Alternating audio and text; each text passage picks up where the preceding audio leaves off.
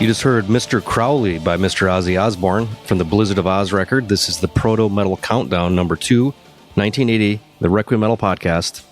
I'm Mark. And I'm Jason, and this is the 199th episode, in theory, even though we know that we've done some 210 or something, some double episodes and things like that. But yeah, we've come, as Boys to Men said, to the end of the road.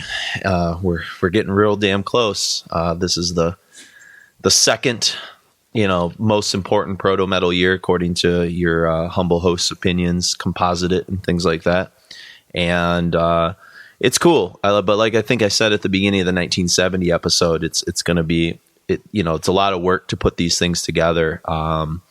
It's going to be fun when it's over with, and it's going to be fun, I think, to go back to and listen to and see in its totality, much the same way that the countdown we did leading up to episode 100 was. That's kind of fun to which are recently put up onto the requiemmetal.com site. Yeah, I think we just got the first part up, right? Or did you put more up today? I don't remember now. I think it was episode 91, I think is where we're at right now. So, but Okay. so maybe just the first one. Yeah, before we jump into all the 1980isms and stuff, I guess we do have a lot of announcements and things kind of going on because episode 200 approaches. We've got some big things in store for the 200th episode. We have a lot of guest people that already have been sending us some nice recordings. People that have been on the show as guests before, and also just a lot of different journalists and people that we have used as resources and source material, or other people that do podcasts as well, or do things just in terms of analytical things with metal. You know, I mean, that's kind of always been sort of where our niche has been, and there are our fan base, I think, has appreciated that from us. So one thing that we're going to be doing to kind of reach out to you guys for episode 200 is we do want those of you maybe who are either, you know, new fans or have been really long-term fans along this kind of 10-year long journey with us to email us, you know, just thoughts about, you know, Requiem stuff, things you've liked, highlights, perhaps what you like about the show, why you think we're different, perhaps. And then I think it's not really a spoiler at this point, since we are at the second to last year, which is 1980, for us to, you know, announce that episode 200 is going to be about 1982. That was both Mark and I's number one year. I think it's, you know, just scraping the surface with, you know, Screaming for Vengeance and Number of the Beast and Venom, Welcome to Hell, and or Black Metal is that year. You know, it's just the totality of impact of just a handful of those records is pretty enormous. So if you have thoughts or, you know, things about 1982 that you want to send our way to be read, now that we know we can go a little bit longer with these episodes and stuff, which is kind of nice. I think the last one's 3 hours long. Yeah, So. it's nice to have that freedom to be able to do that, especially for some of these shows. And I guess if we had to, we were always prepared to cut it into two parts. You know, Yeah, that just makes it a lot easier on me. Yeah, for sure, from an editing standpoint. So yeah, if you do have thoughts on 1982 or about the Requiem, you know, email us. You can email directly to me at requiemjason@gmail.com or to requiempodcast@gmail.com. Either of those. There's a contact link as well on the website. For sure. So come to, you know, either Mark or I. But in order to celebrate we're getting pretty close to 199. Mark and I are drinking a beer that I got for my 40th birthday this year. It's a big barrel. It's called Old Fecker. So unfiltered, because I'm an old fucker. True. And it's got like chamomile and some other things, but it's an IPA. Chamomile and juniper. Yeah, but it's like aged in a bourbon barrel. So it's got a little bit of oaky taste to it. Trying to get a little celebratory, you know, live the fancy life on the podcast world, you know. So I needed this after some of my both Mark and I have had some pretty long weekends. I had a streaker at homecoming that we had to chase down in the woods. It was pretty funny. He was wearing a Mexican wrestling mask and a Speedo, so it was kind of... Didn't have to see any underage genitalia or anything. So none of that stuff. And then the other thing kind of going on to celebrate the 200th episode is if you go to the website, if you go to requiemmetal.com, there are some brand new t-shirt designs that are up there that are illustrated by one Mark Rudolph. Yeah, this guy. I also did a new logo for it as well. We have a Realm of Chaos Bolt Thrower inspired episode 200 shirt up there, and we try to keep those as cheap as possible and just get a little bit, you know, on the back end from those. But that's under the merch area. If you click on merch. So, you know, we really, you know, it'd be cool to see an army of people, or a small army. I know we're a small maybe a handful. Just, you know, it's cool to see that stuff like out in public and stuff, you know. And I think especially if you're a fan of Mark's art and you've kind of, I know a lot of people that listen to the podcast have bought your books that you've done on Celtic Frost and Merciful Fate and Priest. Yeah. So it's along those same lines. If you it's original art kind of specifically for this purpose. Yeah. But there's 3 different designs. It's pretty neat. And if you subscribe to the Facebook page, Jason and Mark, you can kind of see the stuff it's kind of going on there, or the Twitter page. I've sort of tried to share a lot of those designs. I think it's actually the Facebook logo as we speak right now is one of the 3 designs. The big casket. I think so. Yeah. Thing. So pretty nifty stuff. So yeah, anyways, so we got big things kind of going on there. And then of course, if you want to be able to access a lot of the special things that Mark has really been kind of grinding on and getting up there on the website, we've done the Allman Brothers 2-part episode for our Patreons. We've done an early release of the last episode. I'm sure we'll do an early release of the 1980 show that we're recording right now. And then you're going to be doing the Peter Green Fleetwood Mac show. Yeah, they'll be edited pretty this soon. So by the time you're hearing this, it'll already be up in the Patreon. But if you want to get access to that stuff, Patreons and stuff like that, early access, because we still haven't released the Allman Brothers show to the masses. It's been a few months now, and same with Fleetwood Mac. And then just, again, to show, I think, support. I think, one of the things about Patreon that's like, so the more I kind of think about it is, I was listening to a podcast today, and they had all these annoying advertisements like every 15, 20 minutes. And I like the content of the podcast, but I kind of am like, well, that's the trade-off. We're not doing the advertising, but we do have kind of costs to sort of fill in just from the new microphones that you're hearing right now. Well, this is the first episode that you'll hopefully, it's probably going to be a little bit of a learning curve to get these right on. But we're each on our own mic, our own designated mic. Next time we're going to try to have, there's a little bit of latency issues with listening to it on headphones. So it's kind of hard to talk and hear like a half a second delay, but we'd like to do that full, kind of NPR treatment and be able to get rid of all the background ambient noise, just hear us. And then we'll have probably better vocal technique when we have the mics or the headphones on as well. Yeah. It's weird because we've been so used to sharing like one mic and stuff for 10 years. Now you're real cognizant of which way your head's going. Yeah. It's a new physicality for everything.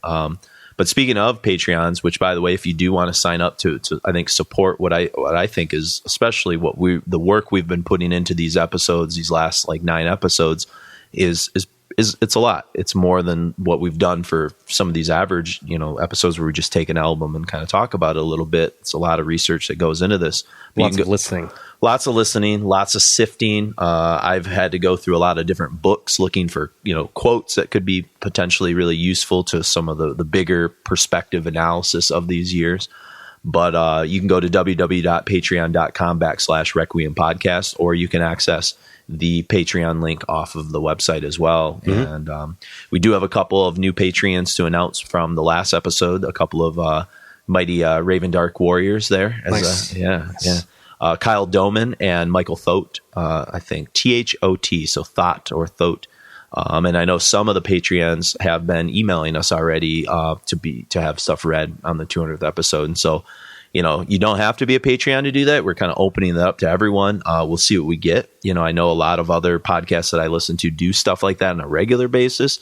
I don't know if we're going to make this a regular thing, but I think, for the 200th kind of episode / 10-year anniversary, we'll kind of set aside some time to do that and kind of, celebrate, I think, the journey that this has taken from just being kind of like a little hobby thing that we kind of got together. And, we've taken some breaks through the years as life has kind of dealt us different hands, and, our lives get more and more complicated. But I think we're hoping that that we're recommitted to doing this, and that we've kind of raised the bar, I think, in the last, 20 or so episodes to do things that are a little bit more analytical and technologically, proficient.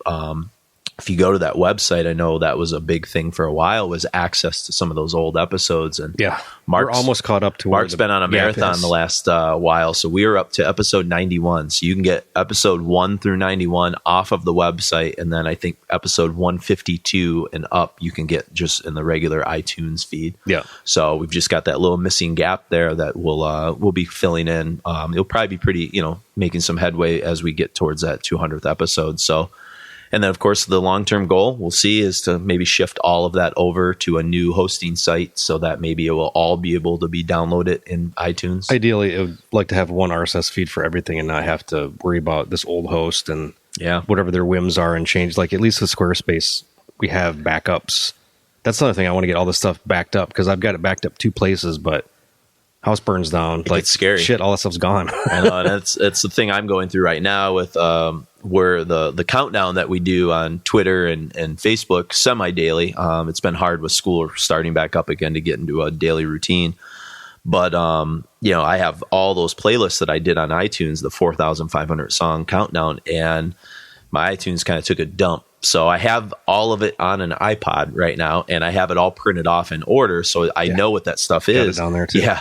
But it's like, it kind of worries me that it's technically right now not on my computer, so it's a little bit of a panic. So to have that stuff kind of backed up for the podcast, I think is preservation. And then like we talked about, maybe even, putting podcasts for for people to buy, you know, some of the old episodes like archived on flash Yeah, drives get the or something entire, like that. you know, everything, you know, all 200 episodes on a thumb drive. Be pretty badass. Yeah. Low So, cost. I know I kind of like, I've dug like going back and listening to like old podcasts sometimes, just like as like mixtapes almost, you know, like just for like car rides and things like that. So sometimes I cringe at some of our old talk sets because I'm like, man, you can tell like we were just pulling shit out of our ass, like Sure. no research, you know, things like that. And sometimes it works, sometimes it doesn't. Yeah, I had to scrub through a bunch just to figure out what did we even fucking talk about in this episode. Exactly. Like the sentence part 2, I was like, did we talk about any of the Tenelli Jarva stuff? No. I was like, oh, that was all in that other episode. It's all post. I kind of scrubbed through that whole thing. It's funny. Yeah. So, you know, and maybe some of those episodes we'll revisit down the road, you know, or add other dimensions to them. I know we did that with Carcass. I think the first time we did, or Paradise Lost even, we did just an episode where our 12 favorite Paradise Lost songs or something. There was like no rhyme or reason. And then to we it. did a 3-parter or something. Yeah. And then we did their whole discography and stuff. So back to 1980, I guess, after kind of making those announcements and such, this was my number 2 year and Mark's number 4 year. And so it kind of composited out to 1980, to number 2. And then, like I said, not to spoil it, but I think most of you probably suspected anyways that 1982 was going to end up kind of rising to the top in that department, just in terms of the amount of records that were released in 82. Yeah. But, you know, one thing about this year, and I'll get to Ozzy in a moment, but the totality of two things are sort of happening in 1980 that I think are pretty unique. One is the burgeoning brand new scene that's kind of emerging, especially in England, the new album scene, the new wave of British heavy metal. But you also have kind of like this resurrection of the old guard. They're kind of finding either a second wind or they're finding, you know, like they're starting to lock in different ways. They're, you know, some of them have left their original bands perhaps, and they're moving on to like new kind of endeavors, if you will. But I think one of the things I envision, especially for this first set of music, is these are sort of the old guard kind of trying to, you know, where do they exist in this new landscape of the new wave of British heavy metal? Yeah.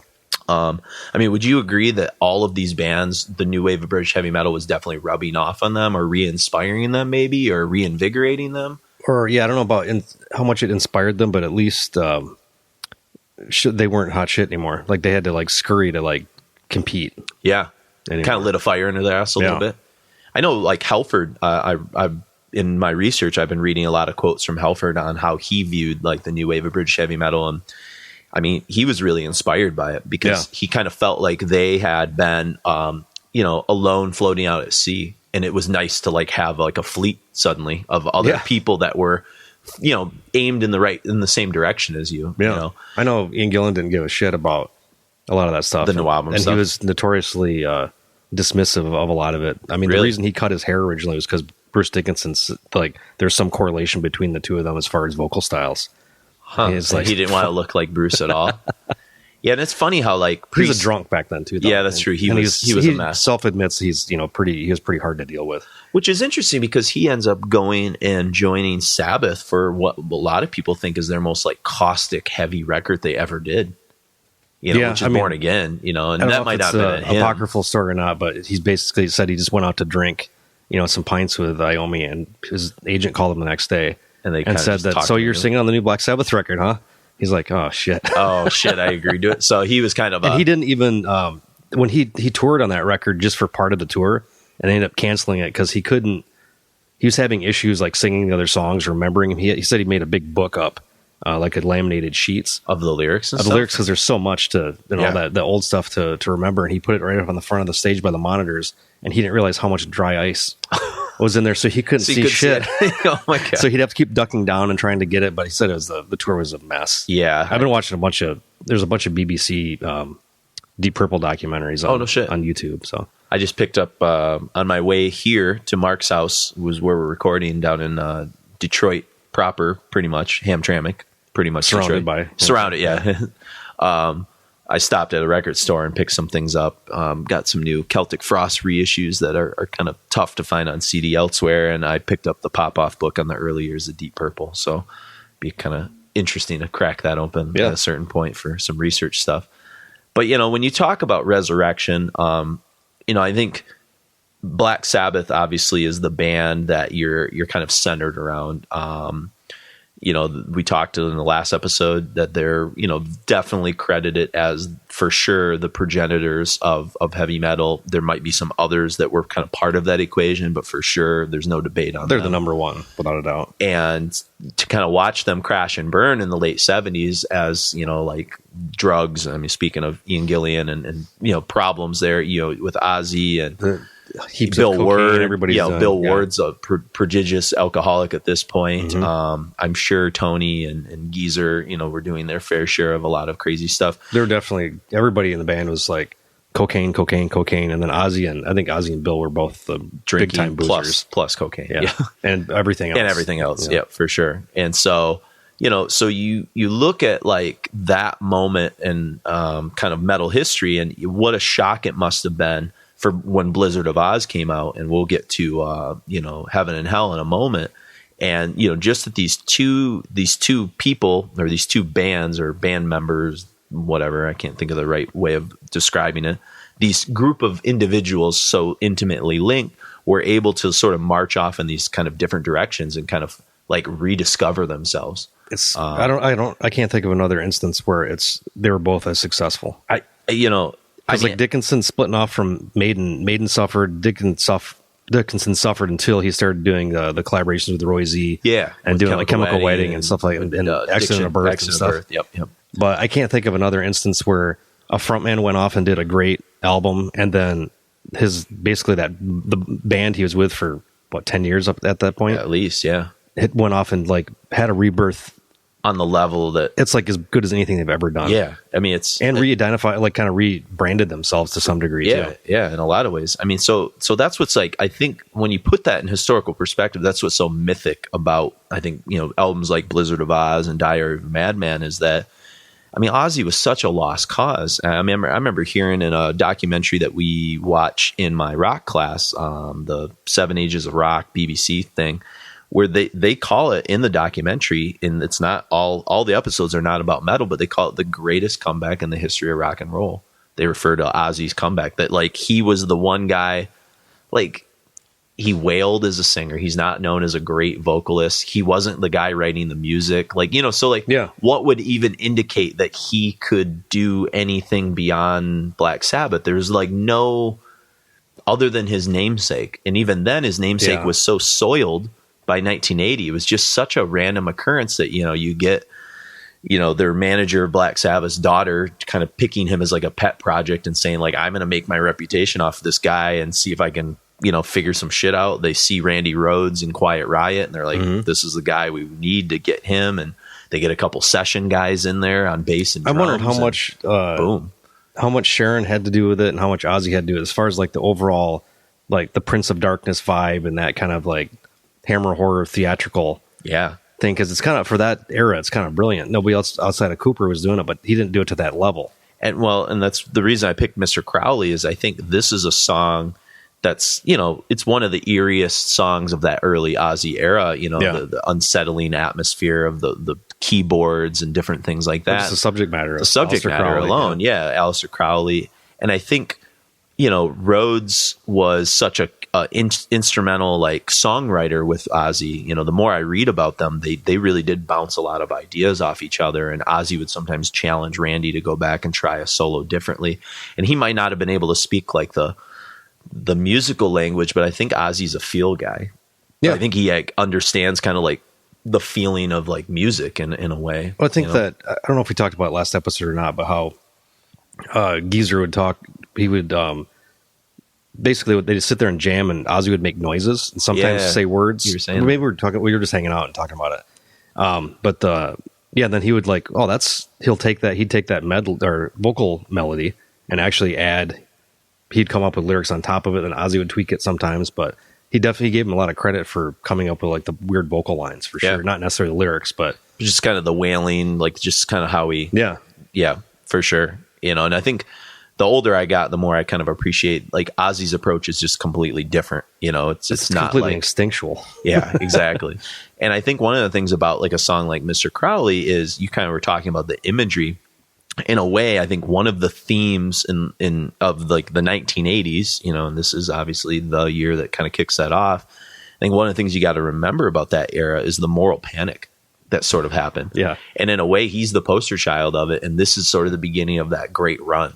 You know, in wrestling, you'd call it the great heel run. Mm-hmm. I mean, he almost becomes like, you know, this Stone Cold Steve Austin, like this larger than life, like person that scared. It was a great villain, you know, like Alice Cooper created a villain type character too. And I don't know if it was by accident or by design, or it was the fact that there were a couple controversial things that were going on, and they just decided, fuck it, let's just go all in on this. You know, this is going to sell more records. Publicity started, and like you can't negate any of that stuff. Well, I think of the story too, and this is completely non-music related, but it's very near and dear to where Mark and I live. There's a great ESPN documentary on the Bad Boys, the Detroit Pistons of the late 80s, early 90s era, where, you know, we were apparently, I didn't know this until I got older, hated by every other team in the NBA more than anyone else. But like here, like we loved them. You know? Yeah.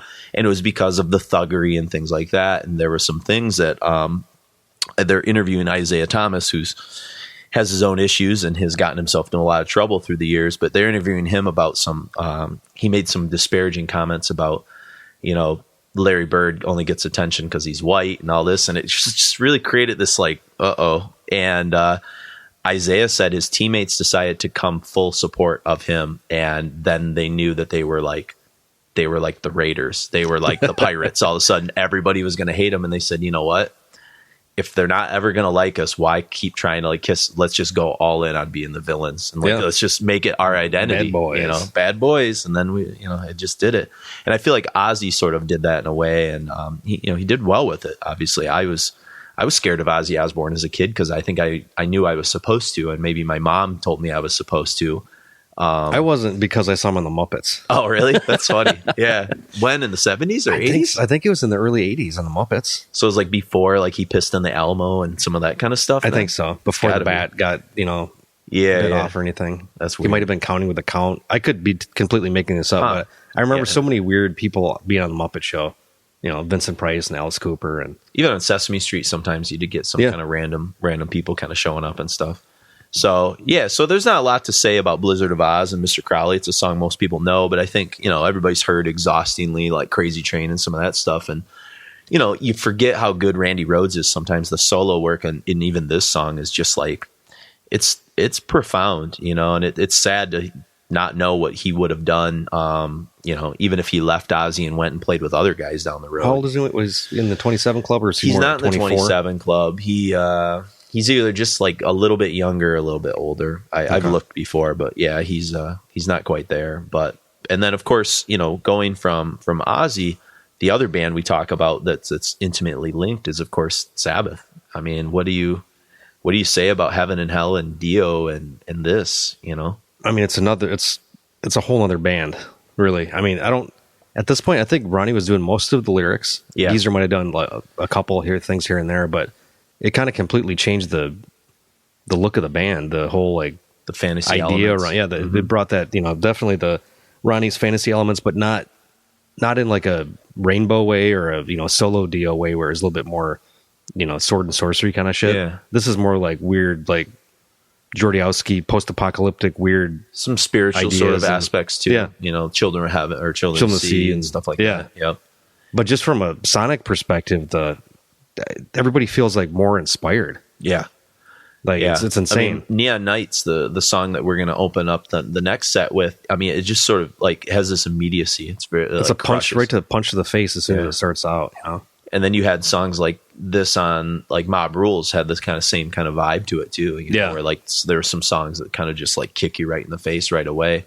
But I think the epic songs are back to being like extremely epic. Like you heard on Sabbath, Bloody Sabbath and Sabotage, where you had like these longer pieces. And so you get songs like Children of the Sea or the title track, Heaven and Hell, or, you know, Sign of the Southern Cross on Mob Rules, which are just these like doom metal sprawling kind of like masterworks, you know, just fantastic solos and stuff on this as well. Well, and you finally can get vocal melodies. You know, it's the one thing you couldn't really do with Ozzy is that Dio kind of, you know, adds that. And I mean, it's so interesting to look at Dio. This is like, what a second act this guy gets. I Yeah. mean, is it a second act? I mean, in some ways, it could be like a fourth act, because here's a guy that did like Love Potion #9 in the early '60s. Yeah. Then he does Elf. Then he does Rainbow. Then he does Black Sabbath. And then he's gonna go in a year or two and do his own stuff.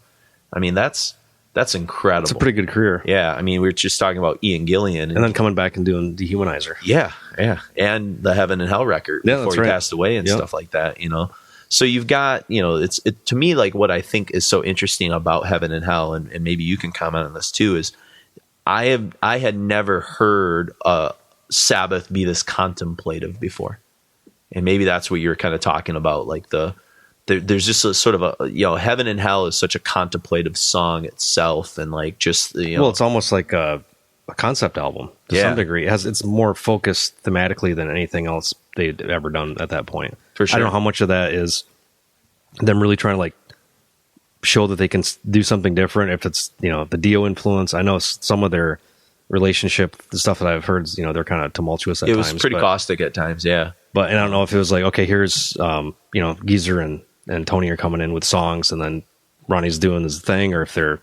I know the first. I think the first time they did a collaborative session together, just jamming, they wrote a song that first time. So I don't remember what it was now, but it's kind of interesting that they kind of run in these circles. I mean, they put this record out in April. Not really sure. I can't remember when Blizzard of Oz came out. I think it was late 1980. So Ozzy, I think, came after Sabbath in that year.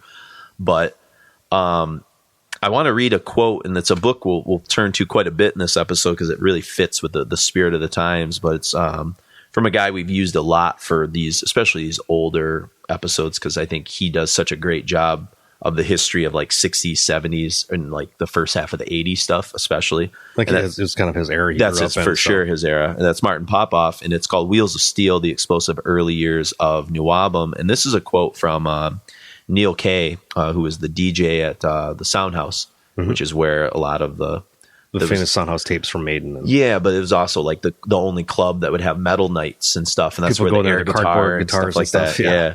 And he it's a quote from him on the reason for Black Sabbath's Second Wind, and he says, "It was more about the movement of personnel, and see, there was something happening at the senior level too. If we consider that the new album bands were like the lowest on the professional ladder, okay, then you kind of went up and you found UFO and bands like that.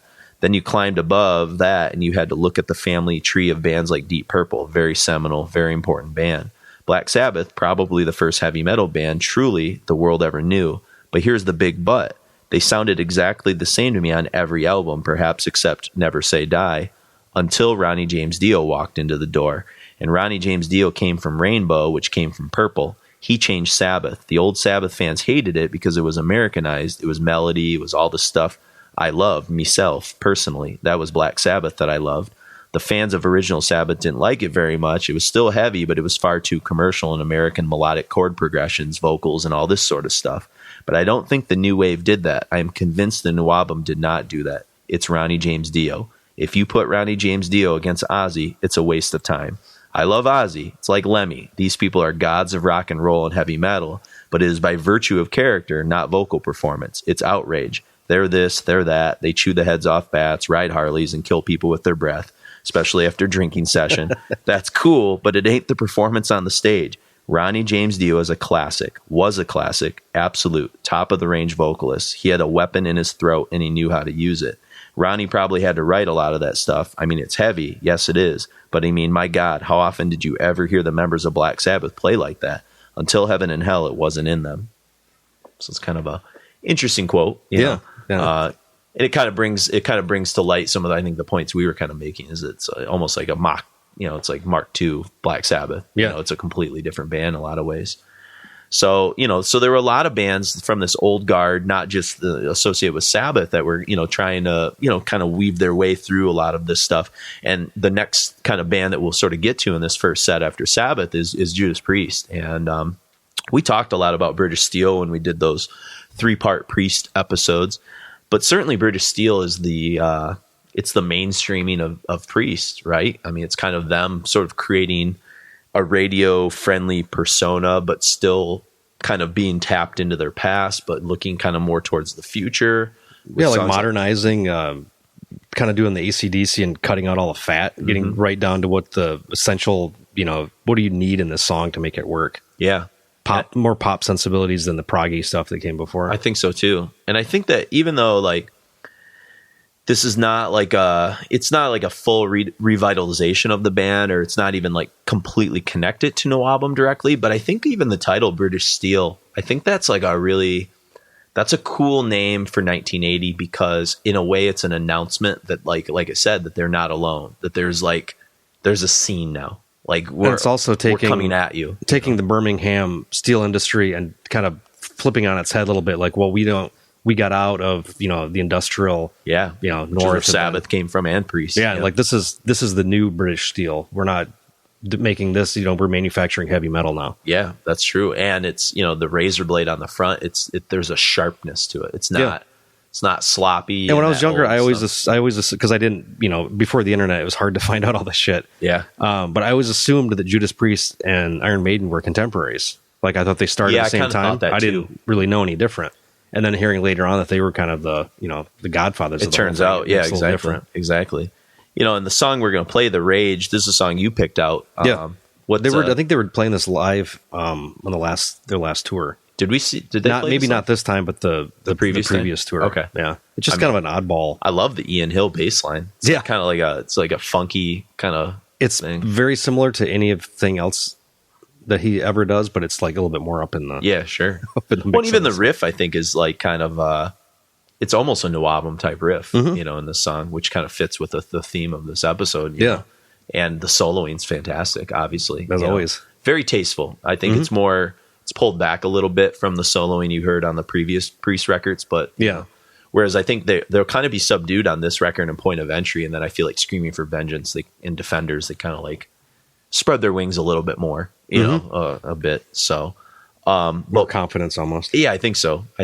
But there's a quote from that same book we were kind of talking about. It's from Halford, and it's him kind of talking about the making of this record and kind of where Priest kind of fits into this kind of era.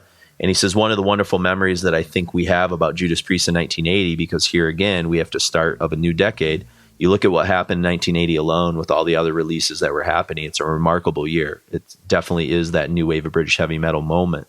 By then, of course, we had a few records established, but British Steel had become a masterpiece for a lot of people in metal for lots and lots of different reasons.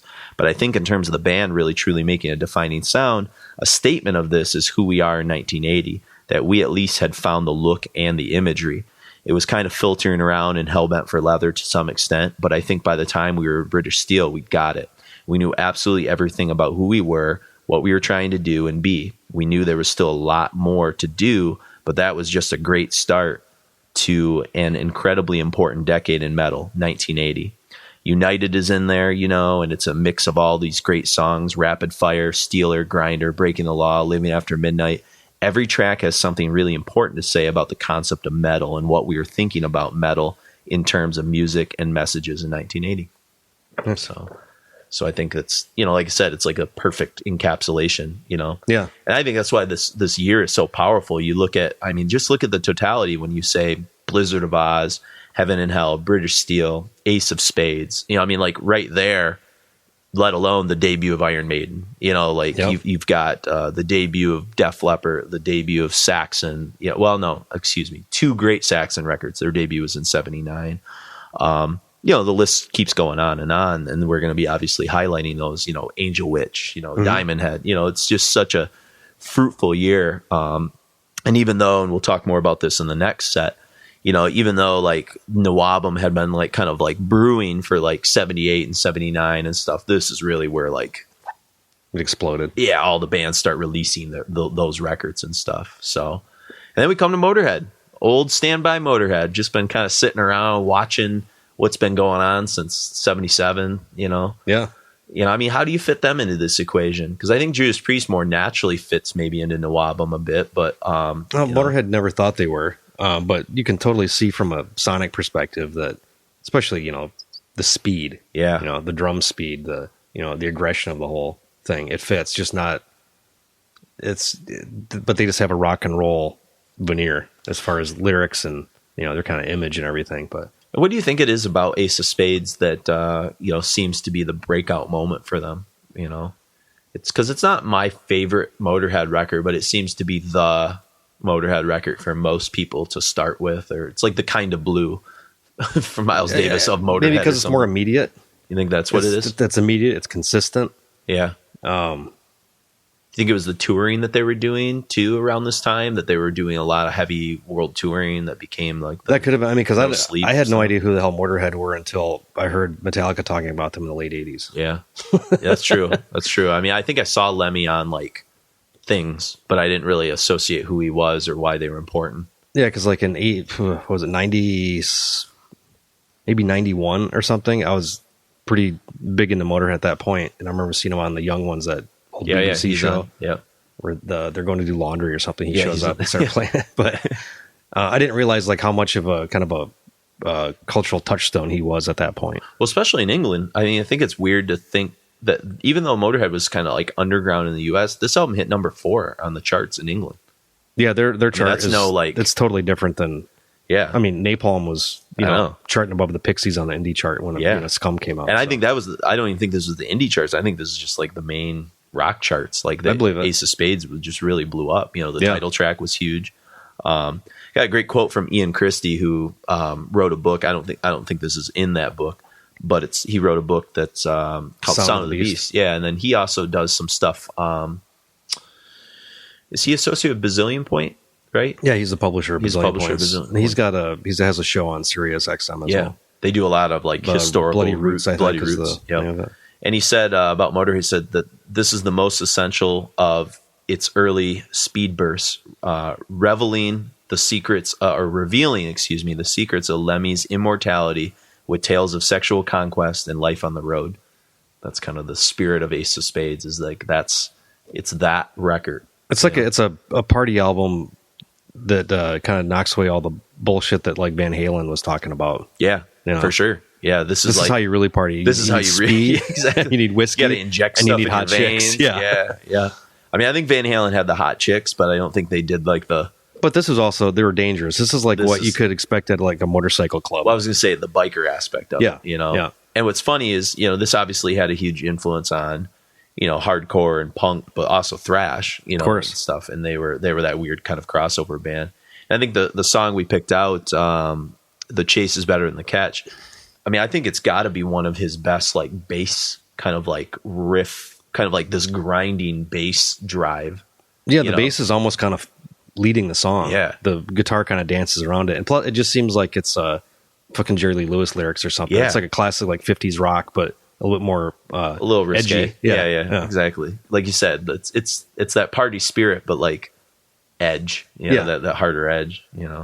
So we've got that coming up in this set, and then again we're kind of checking off these old guards that we've talked about in other episodes.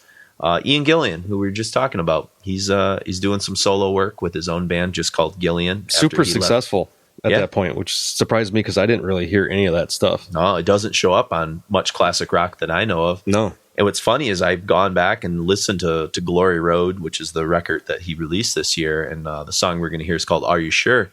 And I mean, first of all, it was number 3 on the charts in England. Like you said, super successful, but like it's fucking good. Yeah. It's like really great. Like this and the record that he put out, I think the year before, are like just dynamic. I mean, really fantastic stuff.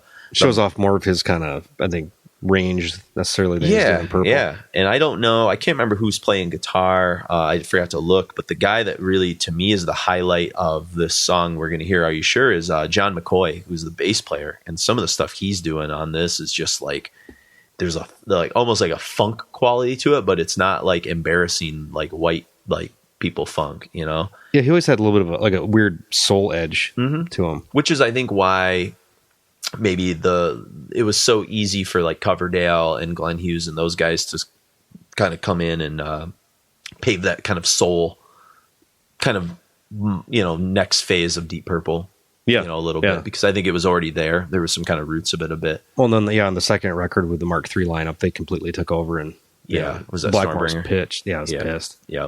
But I mean, I dig like the keyboard kind of stuff in here. You can tell like he never, even though he was separated from John Lord, he never was like, yeah, it was always in his mind, like he Yeah. understood how important a guy like John Lord was to him. So, but I'm really not sure who the other guys in the band were. I was just kind of looking at that a little bit, but Any of the names jump out to you? nothing's like, Yeah.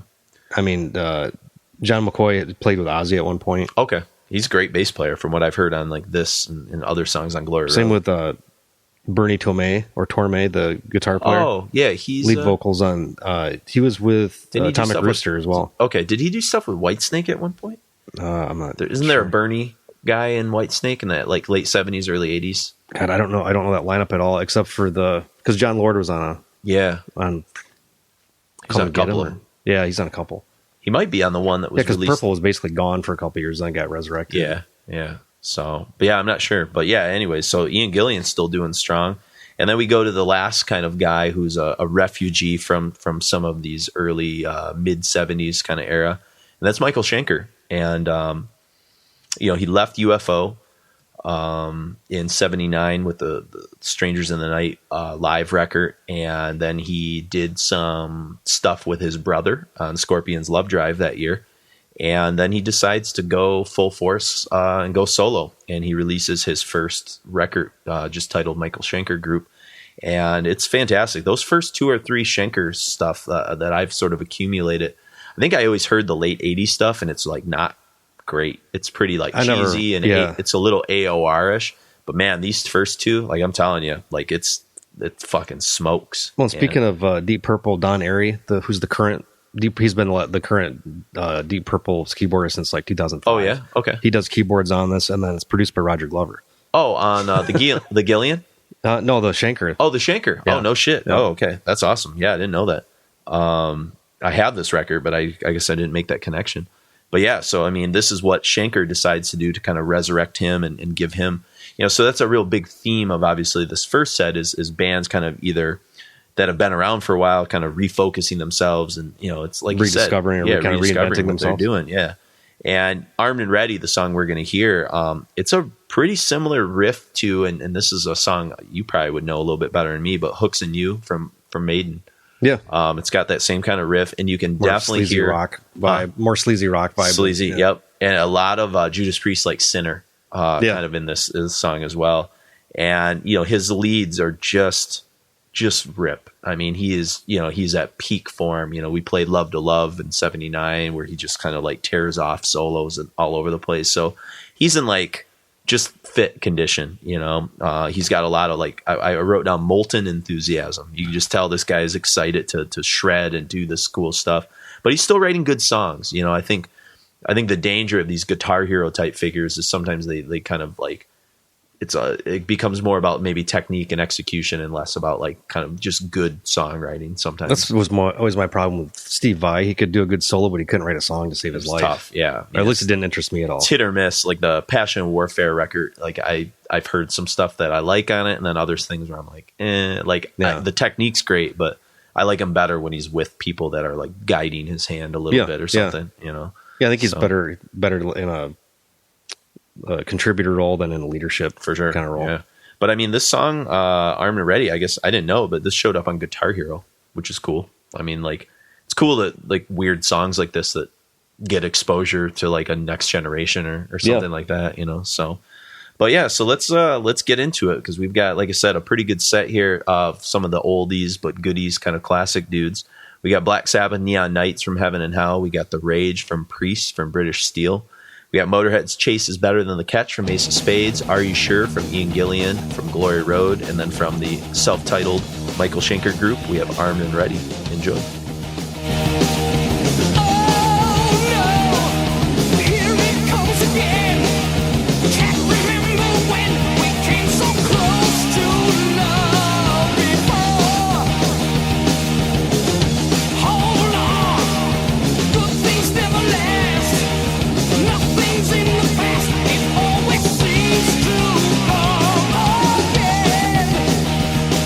Again and again.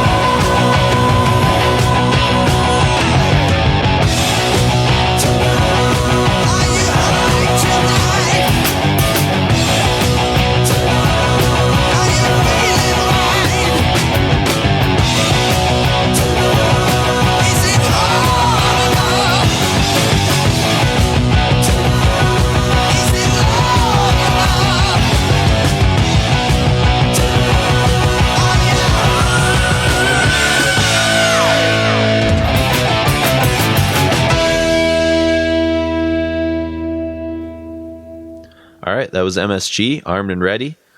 Gillian's Are You Sure? Motorhead, The Chase is Better Than the Catch. Judas Priest, The Rage. And we kicked things off with Black Sabbath, Neon Nights.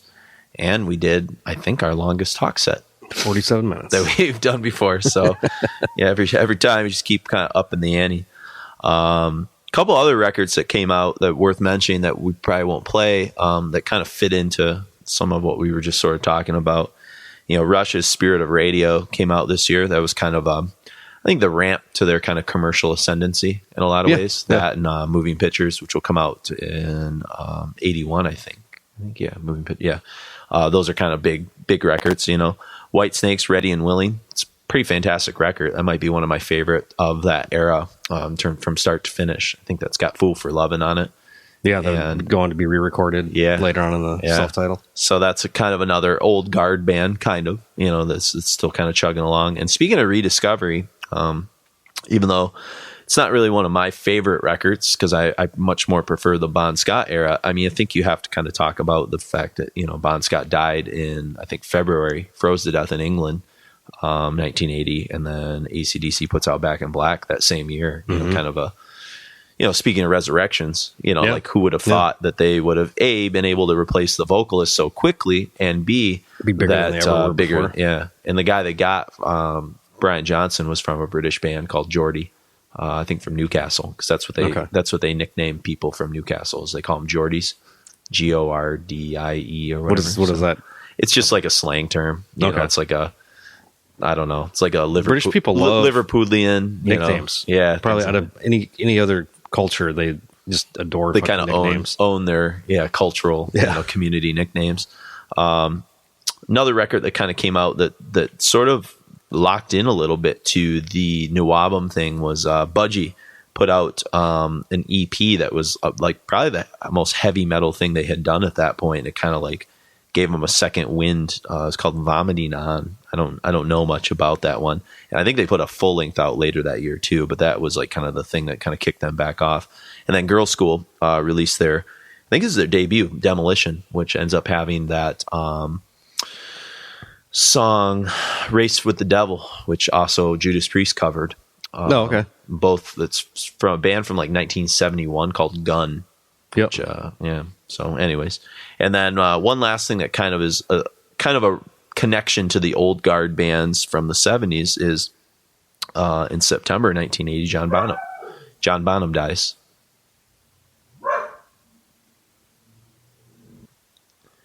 And I think that, when Bonham dies, that's kind of the end of Zeppelin for sure. They break up pretty much immediately. And so, it's like some of these legacy bands are either coming to an end or rediscovering a way to recreate themselves. It's kind of a theme. I'm not really sure what the Who was up to then. I think they were kind of like inadvertently around. I think they do put out a record in like 82. It's a record I've never heard. The last Who record I really care about is Quadrophenia, which I think is like 75 or 76 or something like that. But, and then another band that's we're going to kind of kick off with that's kind of starting to rediscover a second wind in the 80s is the Scorpions. Yeah. And not a wind to change yet, but a second wind. That comes 10 years later in 1990, right after the wall comes down.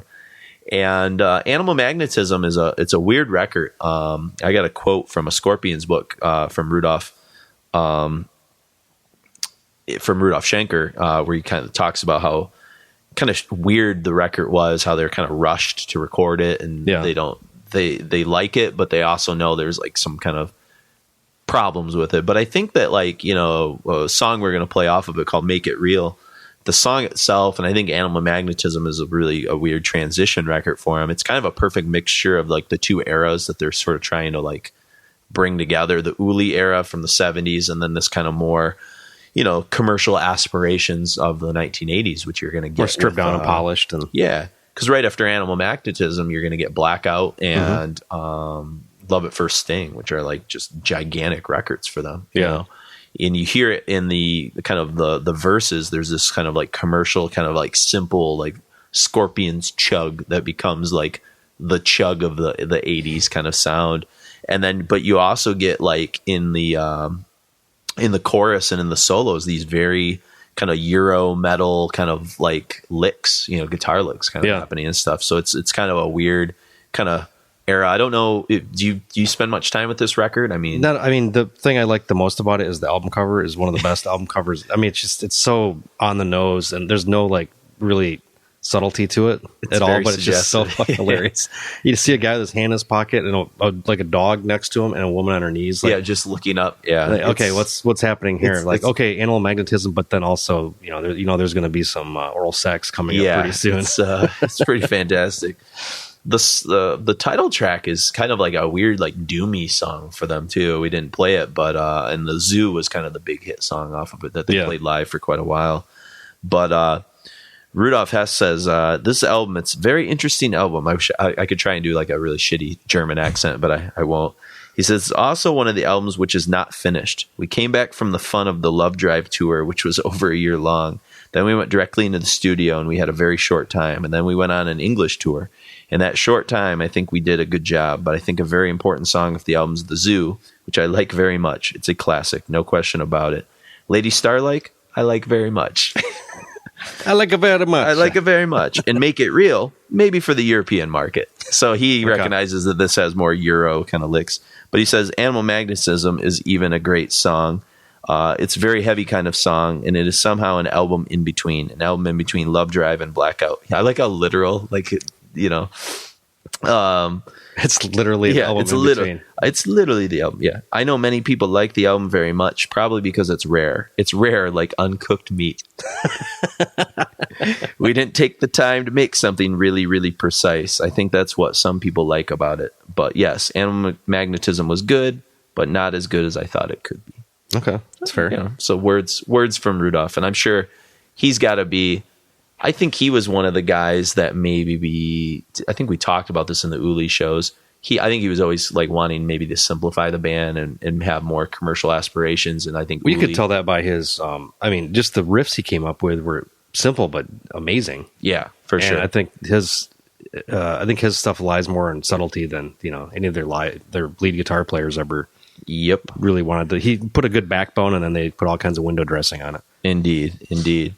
But I think after Scorpions is kind of like the last of these kind of old kind of prestige bands from the 70s is now where we're going to dive into the sort of the new guard. And I think three of the big ones that we're going to be hitting in this first set are Diamond Head, Iron Maiden, and Angel Witch. And a lot's been said about them. I'm sure we're not going to get into all of it, but I think we'll kind of highlight a little bit about them. But I think one thing I wanted to highlight first as we start to open up the kind of breakout year of New Album is the importance of a compilation that was released this year. And I actually didn't pull anything off of it because some of the songs kind of show up in other ways and some of the bands get highlighted in other ways. But I think it's worth maybe at least talking about the Metal for Mothers comp that I think was put out. I'm trying to remember what record label sort of put it out offhand. It's I thought I had it written down, but the Metal for Mothers. Oh, it was EMI. I knew it was somebody kind of big. It reached number 12 on the UK charts, and it spawned an actual New Album tour, which was headlined by Samson, Motorhead, and sometimes or Saxon. So one of those three sort of headlined it.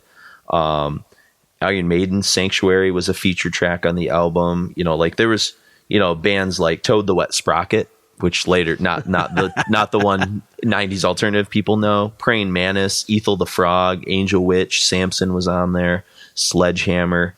Iron Maiden had 2 songs on the comp, but I think like that record was really important. I think kind of like the Metal Massacre was really important in getting some of those LA San Francisco bands really popularized in like 1982, 83, with like Metallica and Rat and some of those kind of bands that came off of that.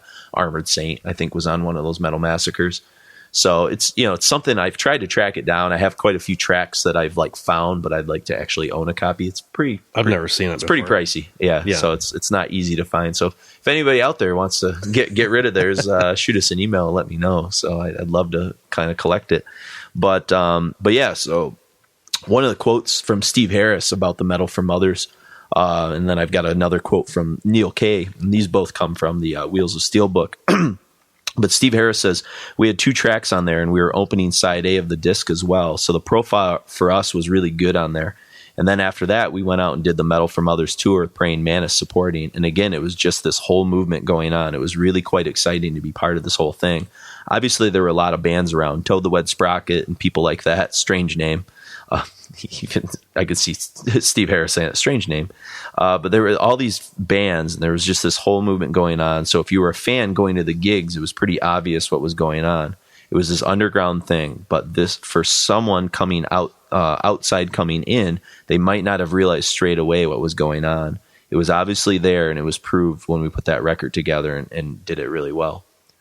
I mean, could you compare the new album kind of at this point to like when you and Chris were sort of getting into like death metal and different things like that, where like you guys knew it was like a thing, but no one else around you was like paying any attention to it? Or yeah, it definitely wasn't as big of a thing. We knew it was a big thing internationally. Yeah. But locally it wasn't, it didn't have like the kind of camaraderie that new album kind of enjoyed with, going and just listening to records and headbanging. Sure.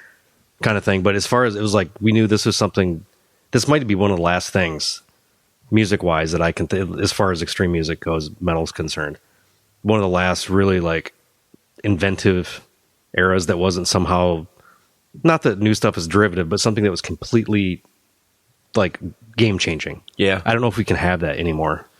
Yeah. I think it's like almost like there's nothing new under the sun. It's just a lot of like, blending and reinterpretation and stuff like that. So yeah, it is weird, but I think the new album, I mean, it would have been really cool to kind of have been in that scene, obviously, kind of like people nostalgically will say things to like you and I about like, it would have been cool to be around in the golden years of like black metal and stuff. And I wasn't really there for the golden years, but I could still see the gleam of it when I got into it, 94, 95, a lot of it had kind of gone to pasture, but at least I was still like within range enough to like perspective to appreciate like what that scene was and to feel the afterglow of it maybe. Yeah. I mean, I'm kind of glad I came up when I did in it.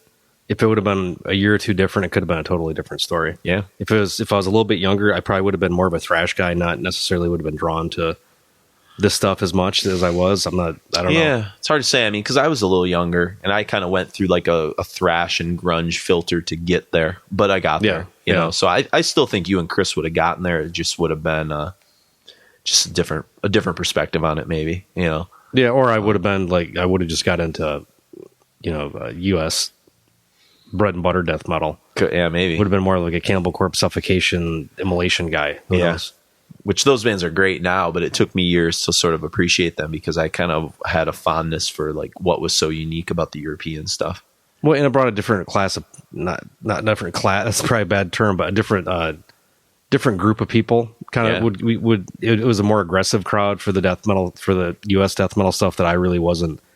I'm not a sports guy, not a real macho, want to get in a fight type of dude. Sure. So we were more into this like esoteric shit from another country that we didn't know much about. Was more interesting to us being, fantasy nerds and stuff too. Well, and I think too, it's, like being part of something like New Album or like the early 90s death metal or black metal stuff, it's like a badge of honor almost to be sort of part of like a tribe that's like your own, And I get that. I get why kids like who I teach are so passionate about the music that they like, even if I kind of can't really wrap my head around it. At least they're taking some ownership and some tribalism of like, stuff like nowadays you get like SoundCloud rap and mumble rap. I mean, that's like a thing. Shit, it's a thing. Yeah. It's not my thing. I get it. I'm not going to, if they want my opinion, I'll give it to them and I'll maybe guide them towards like some better stuff. But you got to go through your little pumps before you get to some gateway. Better. I mean, I listened to some pretty terrible stuff in middle school too, in hindsight, but that I'm kind of nostalgic about, but I kind of know it was terrible. Yeah. I mean, Kiss was that for a lot of people in the 70s. Like it was not the most intelligent sort of stuff, but it was like a huge gateway for a lot of people, especially, a lot of kids. I was just listening to or watching an episode of, the What's in My Bag from Amoeba. And it was the lead singer, I forget his name, from Death Angel. And he was talking about how 4 of the 5 guys in Death Angel, Mark, what the fuck was that? it's like, Caston. Asiawada or something. Yeah, something like that. I can't remember. And 4/5 of them went to see Kiss on the Love Gun tour. Nice. And he said that they were like, the drummer was only 7 when they went. Like, I mean, they were like young people. And he said he just looked on stage and saw them doing that. And he said he was an Ace Frehley guy. And he said, that's when I knew what I was going to do for the rest of my life. Like, it's just, to have that kind of influence. And I think these new album bands, like, it was regional too. So you had bands from different cities that were kind of like, you took ownership of them. You know? You can see the same thing with like grindcore and death metal and things like that. You had the Gothenburg, you had Stockholm, you had Tampa. It was like very regionalized in like a lot of ways. The New York, upstate New York, Buffalo kind of thing going on.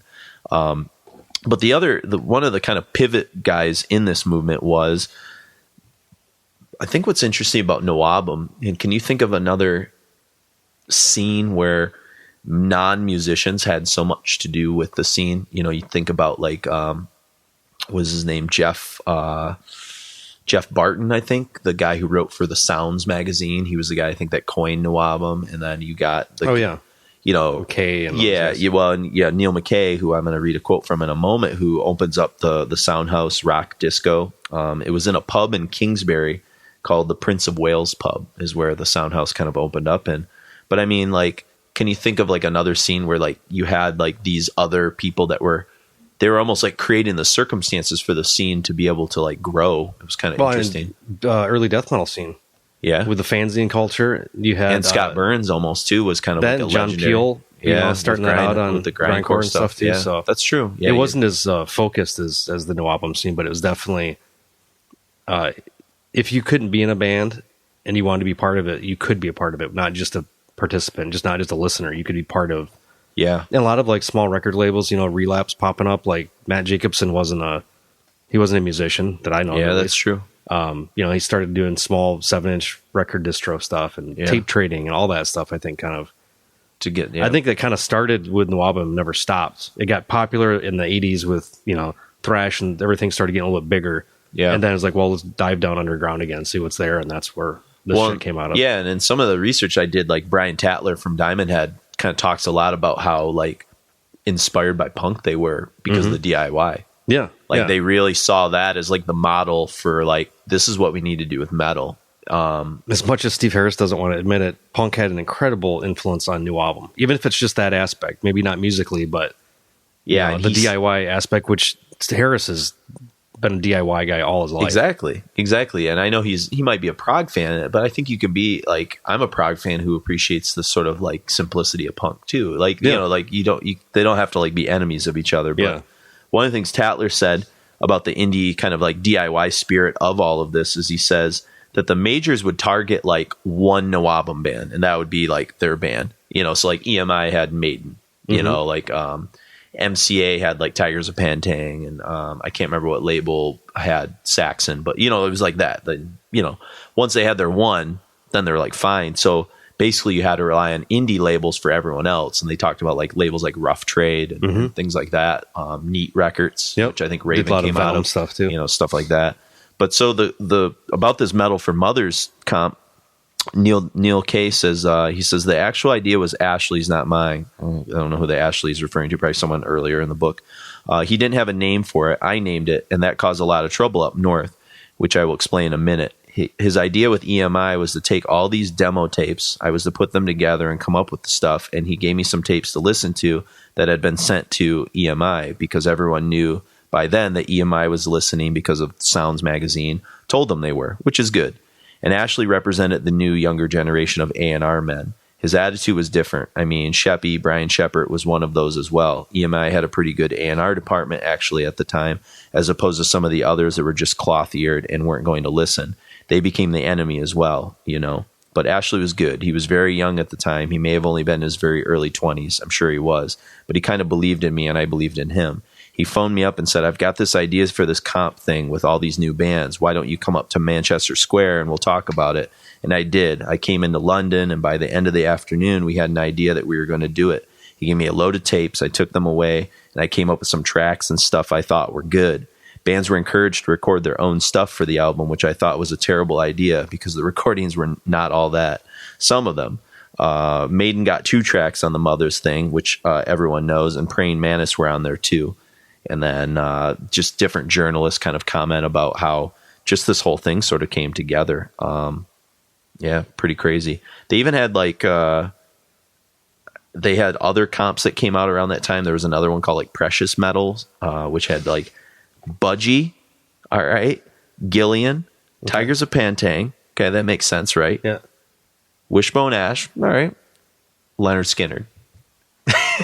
Like what a strange turn that sort of took, but anyways, they just talk about some of the other kind of like bands that were on there, and some of the bands they said like Toad the Wet Sprocket, they were like all 14 at the time. What the hell is that term from? Is it from Dickens or something? It comes from I know it. When I posted the song on the countdown, I made mention of it. I think it might be from Monty Python.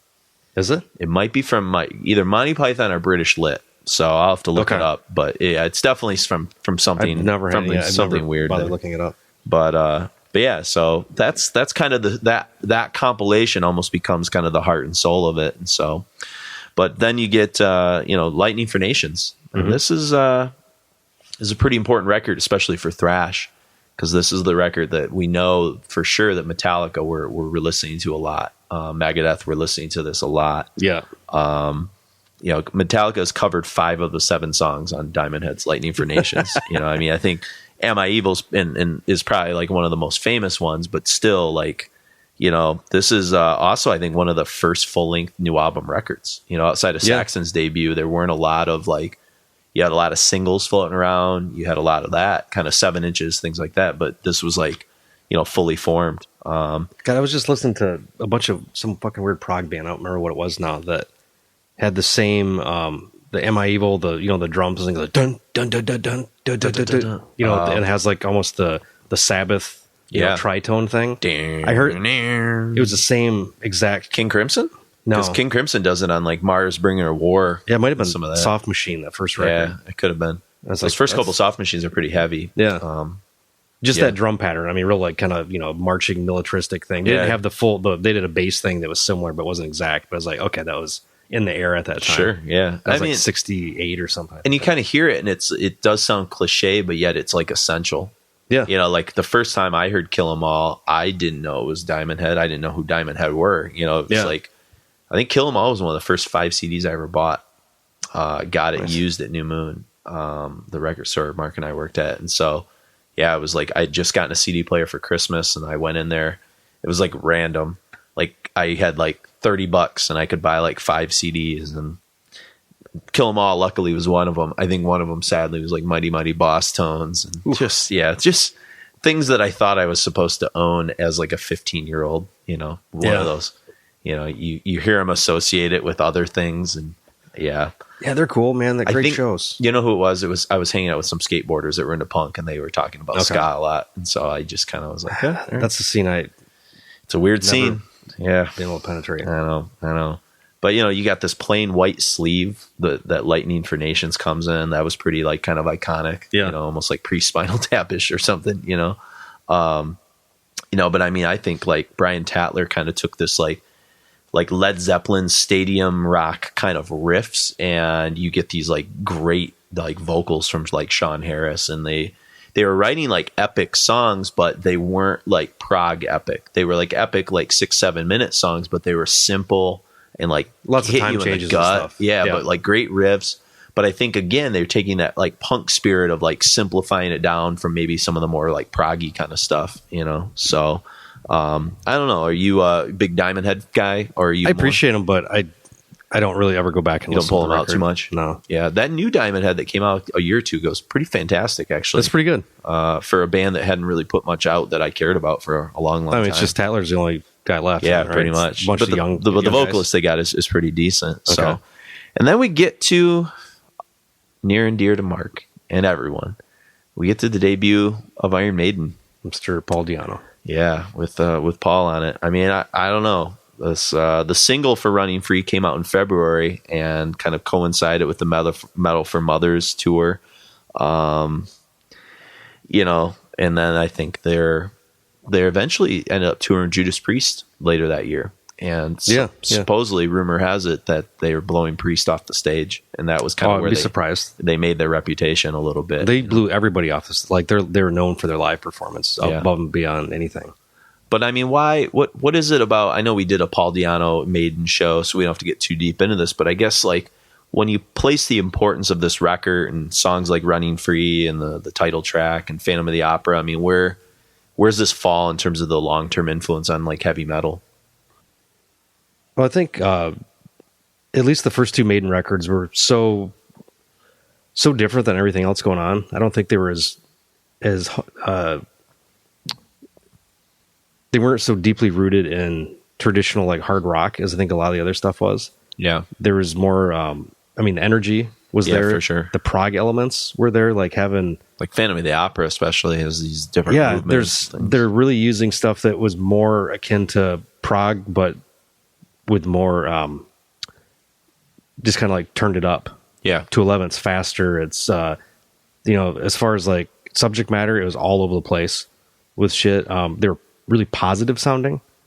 I mean, Running Free, the song we're going to hear, is like sing-songy stuff. It seemed just like it really, the first time I heard this stuff, it really kind of just I think of like Flight of Icarus and stuff where it's like flying your like you just want to like come out of your There's spirit. never been everybody's had their rough times in their life, or worse than others. But anytime I've ever had just been fucking dire, miserable cuss, I throw on Maiden, and it's like the total antidote to that. Your whole thing. Yeah, that makes sense. I think that like really bring in a lot of prog, but not beating you over the head with it too much. It's just like lots of time changes, there's a lot of bluesy elements in this too, which is kind of, nobody sounded like Maiden did back then. Well, it's weird because you have like these kind of like nihilistic, I don't want to say punk riffs, but these nihilistic, like speedy kind of energetic riffs. And then you also have like Dave Murray and Dennis Stratton kind of doing these like really like great Wishbone Ash, Thin Lizzy kind of dual harmony type stuff. Yeah. So it's like a weird, I don't know. It's like it's rougher than even like Priest ever was, kind of in a way, like especially in the early years, Yeah, and I like how kind of unrefined everything was, but then also how Paul Di'Anno didn't sound like a lot of the other vocalists either. He had especially his look. He had that punky look and also kind of a more punky delivery. Sure. And couldn't really sing. Like he had a unique voice that kind of worked for them at the time. But kind of connects back to where we started the show off with Ozzy. Almost, like kind of the quality. Yeah, he had he was kind of like a bruiser, getting fights and bad attitude kind of guy. But when he got up on stage, he just fucking gave it his all. Mm-hmm. So I think those first two Maiden records are kind of like that's like almost their infancy. They could have started right out of the gate with Dickinson. These could have been almost like demos, but they're so different than the rest of their career would go on to be. I mean, I guess do you see more influence from these two records on like not so much on maybe like the power metal that like the Dickinson stuff will have more of a? Do you think this might maybe influence like thrash a little bit more? Those first two Maidens, because of the energy or something, or the rawness of it. Because by the time you get to Number of the Beast and stuff like that, it's pretty refined, Yeah. I mean, their songwriting almost becomes like not cliche, but they've got a definite style. They're not kind of like really, spreading their wings out too much to figure that out. I don't know how much of a effect that really had on thrash, to be honest. Yeah, I mean, I know all those guys were listening to him, though. Sure. For sure. Especially like... You don't hear it, and you don't hear like direct correlations to it. Maybe like the speed or like the... Yeah, I think it's more the speed and the energy. Like the gallops and stuff like that. Yeah, the gallop for sure you hear in a lot of that. But I mean, and his vocals too. Yeah, Di'Anno's vocals are more like Metallica and Megadeth than they are. Yeah, they're less, not a traditional vocalist that you would imagine. You think of like metal vocalists and you think of, Gillian and... more operatic singers. Halford and those kind of characters. I mean, Ozzy was operatic. He just was like... He has a very narrow range of what he could do. For sure. But I mean, it's weird because, they're pulling off of like the weird places they were getting from because, Steve Harris was really into Wishbone Ash and UFO and Genesis and stuff like that. And then like, where's that energy side come from? I know he denies the punk thing, but you got to imagine something was lighting a fire under him to play faster. They're not like the Ramones where they were speed freaks. Like they're all hopped up on shit. No, they were just, drinking beers. I don't think there's much of a drug thing ever in Maiden. Yeah, I mean, maybe Motorhead was inspiring them to play a little bit more aggressive. I mean, everybody was playing faster. Yeah. And then when they'd play live, everybody plays a little bit faster, usually live. I mean, now it's not as common because of, in-ear monitors and everything's clicked and everything. But back then, you'd hear like a live record, like, Jesus, everything's like, half a step faster. Yeah, exactly. Exactly. And I think one of the things that was so cool about Maiden, and I don't know, can you think of many bands? I mean, I know we kind of mentioned it with Riot. They tried it a little bit with the whatever the hell that thing was, that seal-headed thing? Seal thing. Were there many bands that sort of at this point had created sort of the imagery that they did? Well, like having a mascot on that kind of level. I mean, I guess you had like logo mascots, maybe like the Rolling Stones with like the lips or something like that. But it wasn't personality. Yeah, it's really weird. I know like Genesis had, the wolf head and the dress on a couple things, but that wasn't like a thing. That wasn't like Peter Gabriel dress up like that. Yeah. Motorhead, they had the whatever that thing is called, the warthog looking. Yeah, that's true. They've had that since the first record. I guess. Does that show up on all the album covers? Every single one, except for Overnight Sensation, where it's just a picture of them. Everything else has that on it, I think. Huh. Interesting. Yeah, because I found this cool quote from the Pop-Off book, and it's from Steve Harris, and he's talking about Eddie. And it's cool. It's kind of long, but I think it's really well done. He says, adding the Eddie thing meant that we didn't have to be on the front covers, which has always been a good thing. And I think it takes you to another element. A lot of people actually said to me, especially in the States where we didn't even tour with the first album, they look through the album racks as people used to do in those days, and they'd see that front cover and go, wow, what is that? And then they turn it over and they'd see the live picture of the band on the back. And then they say, well, I've got to have this before they've even heard what it is. So, you've already captured people, although that's not really why we did it initially. The Eddie thing is such because it started off as a bit of a joke, really, in a sense that we had. Well, it wasn't original, but the second singer we had, he used to do a bit of a Kiss thing where he used to put a sword through his mouth and blood and guts and all this stuff. And when he left, he didn't want to incorporate that within the band itself, but we thought we'd try and incorporate it in some other way. So we came up with this kabuki type mask, which eventually became Eddie, because we don't pronounce the H in London. So you just say Eddie, the Ed, and then it became this thing. And then we just had this real simple thing, like a fish pumping blood through the mouth. So you get it all over the drummer's head, because in the pubs it'd be sitting right above him. He used to love it, actually. He was in his element. He was part of the show. And then we used to put lights around it with the eyes lit up with smoke coming out and sort of embellish it like that. We always wanted to put on a show, even in pubs. We would go into the change room and get changed, because we always felt like you don't want to look like every other band that gets up there. You need to look around a pub and think, who's in the band then?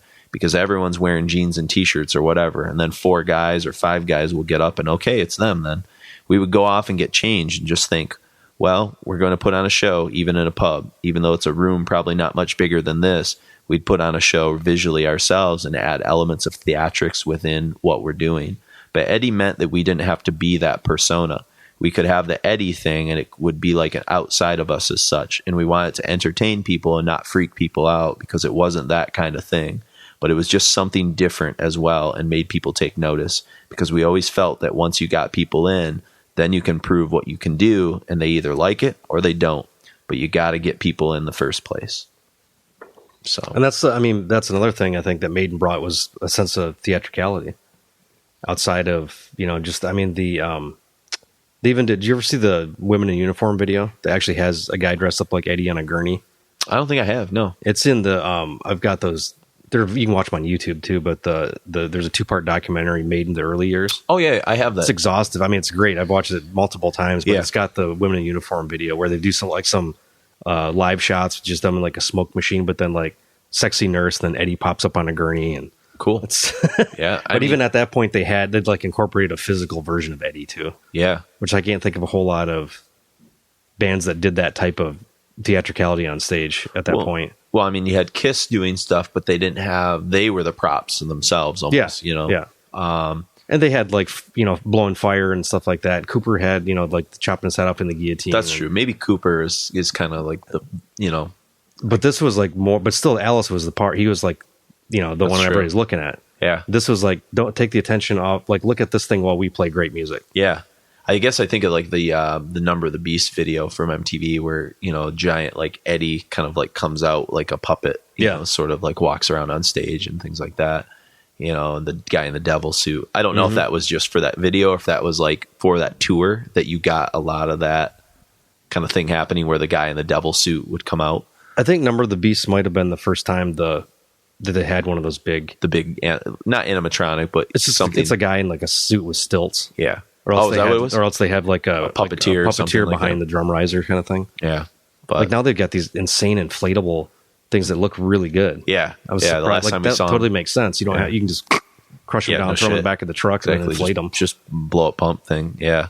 But yeah, very DIY indeed, you know, with kind of how they put that stuff together. There's in that early years video, there's pictures of how small the little kabuki mask thing. It's not bigger than like a little tiny mask you'd wear, like a Halloween mask or something. A little porcelain type mask that they painted and they put on a piece of wood that's maybe like 18 by 24 inches behind the drummer. And then they just had the blood pumping out of it and stuff. They show like smoke coming out of its mouth at first. And stuff too. I mean, hey, you know, if it can, imagery and presentation has a lot to do with rock and roll, obviously. Yeah. You know, it always has, you know. So, and then the last band that we're going to sort of get into in this set is, I think, you know, they're amongst I think Diamond Head, Iron Maiden, and Angel Witch probably out of the Nawabum bands had the most influence on the metal that Mark and I listened to.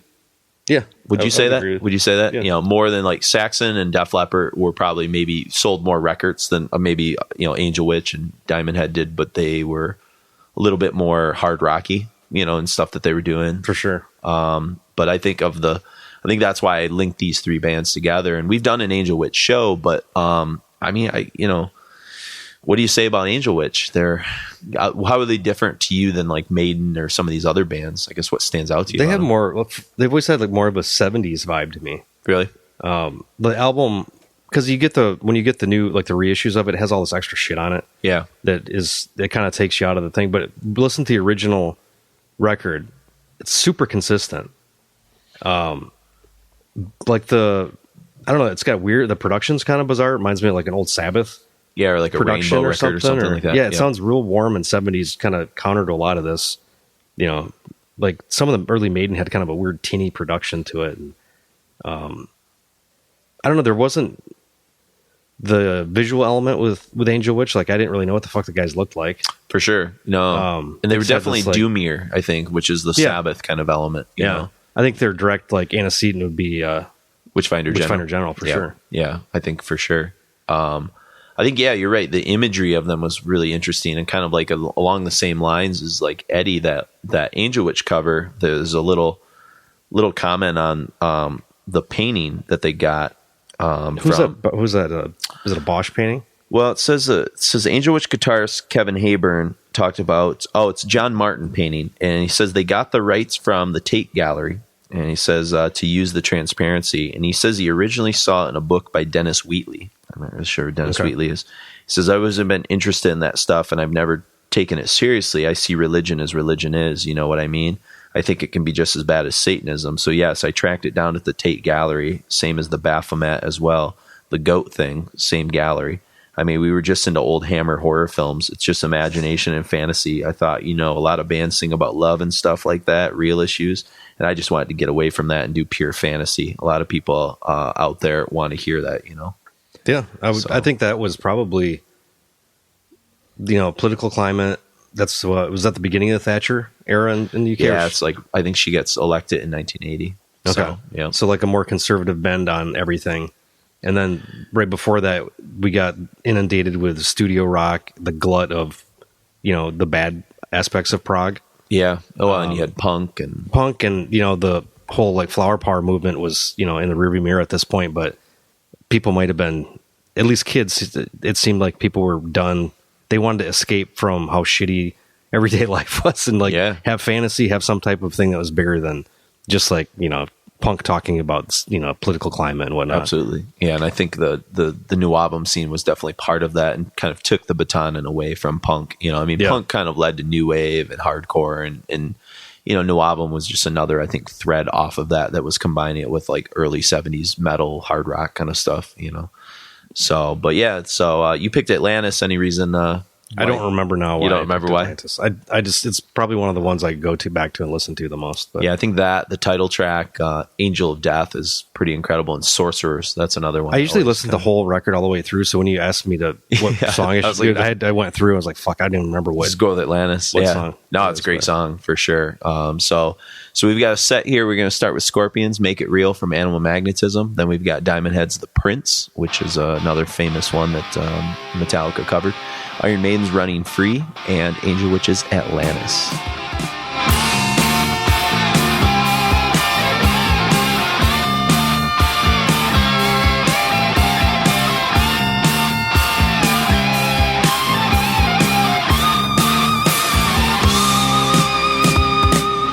You can always trust your inner feelings, 'cause they always tell the truth. Did it get you? Then you're analyzing. Just do what feels right for you. If you take life as a crazy gamble, throw your dice, take your chance. You will see it from a different angle, and you too can join the dance. Make it real, not fantasy. Fantasy. Make it real, not fantasy. Fantasy. Oh yeah. Did you ever have a secret yearning? Don't you know it could come true? Now's the time to set wheels turning. Open up your life for you. As you know, there's always good and evil. Make your choice, don't be blind. Open up your mind and don't be trivial. There's a whole new world to find. Make it real, not fantasy. Fantasy. Make it real, not fantasy. Fantasy. Oh yeah.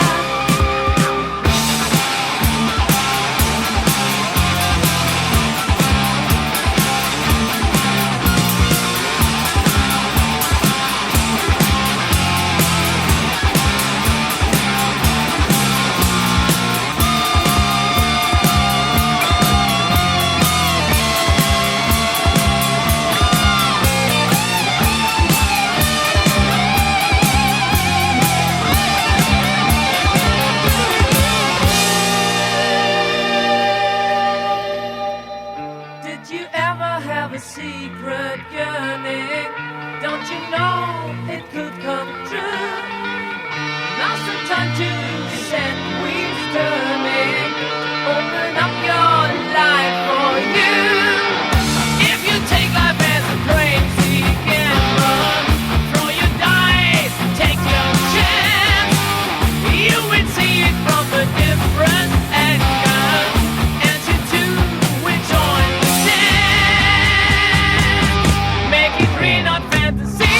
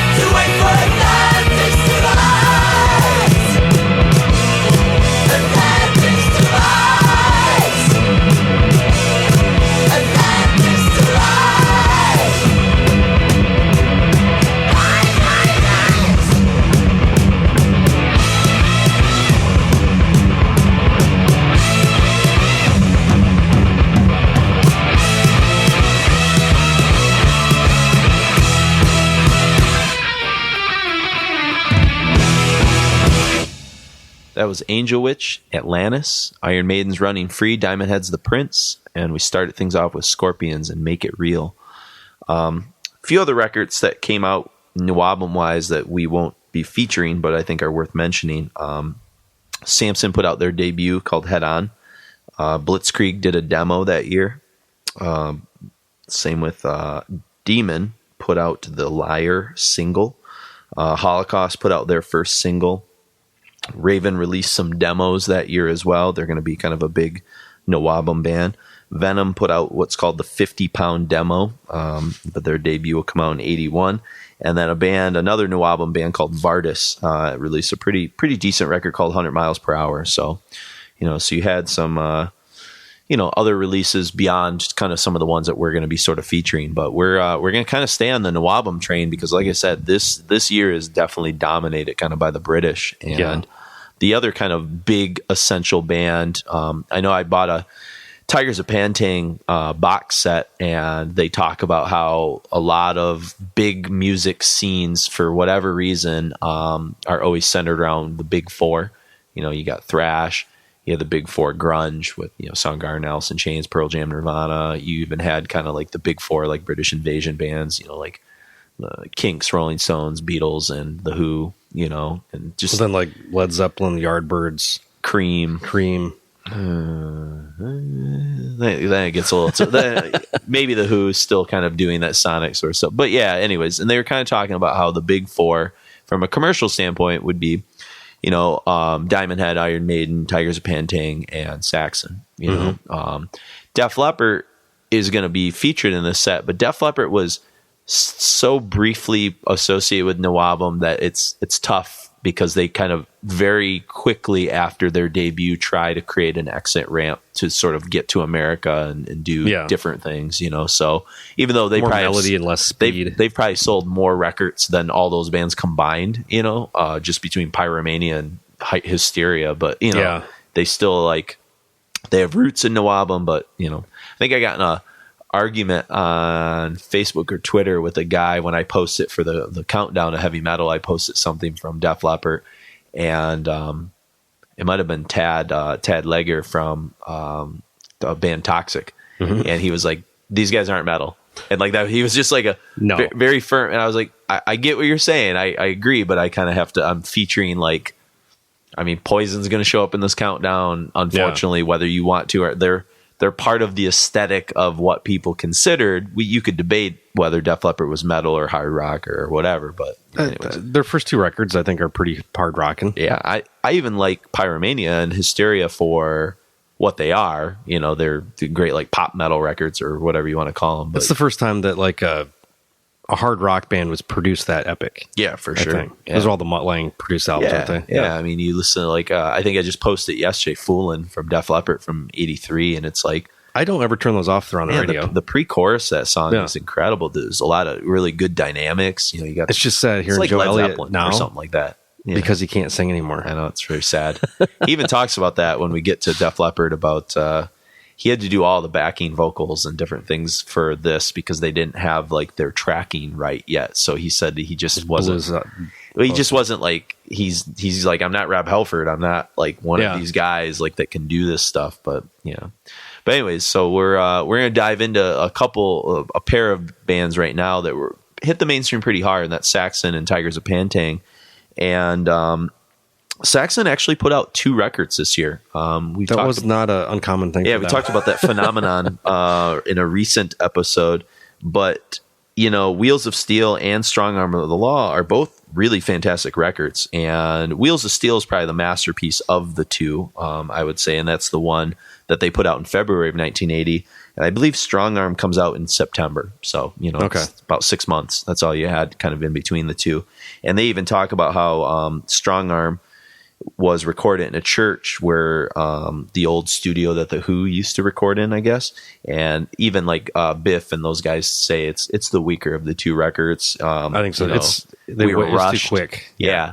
What they said that was really interesting, and it's more of a comment on Wheels of Steel, is they said, if you look at the history of kind of great bands, is they'll put out one quintessential record like Wheels of Steel, and they'll tour on that record for like a year and a half. And they said we should have toured on it for like longer, but we only did like a 4-month tour, and then we were right back in the studio, and we kind of, I mean, they're still popular, but they didn't like really wield the power of what they could have done with that record, you know? Yeah, I mean, I didn't know about Saxon until well into, I didn't really hear about them until into the 90s. Yeah. You know, No me idea neither. It wasn't something that had really translated very well to, you know, whether it be classic rock radio or even really like any level of like MTV penetration that I knew of. You know, the only time I ever heard about him was through Lemmy Motorhead, because their connection. Really? He just would talk about them to some degree. Or maybe like, what is his connection? Was he? I just think they're from the same area. Oh, okay. They've toured together several times. So Gotcha. They might have. I think that right before the last Motorhead tour, I think they toured with them. Yeah, I think I remember reading an interview with Biff where he was kind of talking about like hanging out with Lemmy like near the end. Yeah, you know, and stuff. And they both kind of have like a biker aesthetic too. They had a lot of songs like kind of about like riding motorcycles and things like that. Saxon's like the kind of cleaned up version of the biker aesthetic, and then Motorhead's like the down and dirty, you know, doing lines of coke off of a gas tank kind of thing. Indeed. Yeah, no doubt about that. You know, I guess like the song we're gonna play from Saxon is 747 Strangers in the Night, and it really is kind of two songs in one, even according to the band. That one song is just kind of about two, I don't know, lovers that sort of find each other, kind of strangers in the night. I mean, it's pretty self-explanatory, but the exchanging glances. Yeah, exactly. And it's incredibly poppy. Like there are moments, like I was telling Mark before off mic, like this should be something that you just hear as part of like classic rock. Like it has all the trappings of what should have been like a really iconic song. Journey or Foreigner or something. Yeah, something like that. Yeah. And then the 747 is actually based on a true story about a plane that was trying to land in New York during a power outage and ended up not crashing. You were mentioning you thought maybe it was like the Summer of Sam, like which is summer of 78, I think, is Summer of Sam. But no, I think it was more something that happened in the 60s or whatever. But nobody's thinking about serial killers until the 80s. Yeah. But Biff, I got a quote from him about Wheels of Steel, and he says it's a very large sound. If you listen to it, it's all about performance, really, and the guitar sound is very, very British. I think we created a British guitar sound on that record, or on that album, definitely.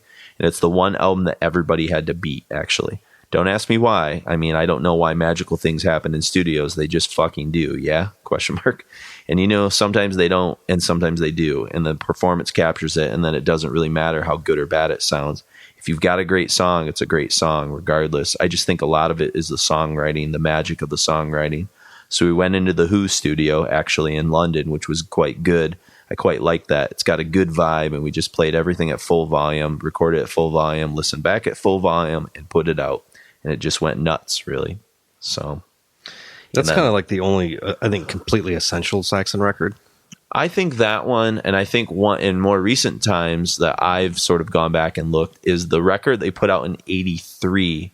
Power and Glory. Yeah, that's the other one. Okay. And if you haven't spent much time with it, that's the one. There were two. I remember when I was working up at a record store, there would always be a handful of Saxon records, and the covers are almost exactly the same. Was it all the early '80s ones, or was it like the second half? It was the early '80s, like the self-titled. I mean, Denim and Leather's that's a good song. Record isn't as Is that Strong Arm was in there too. One too. they put in Denim and Leather is like 81 or 82, right? 81. Okay, yeah.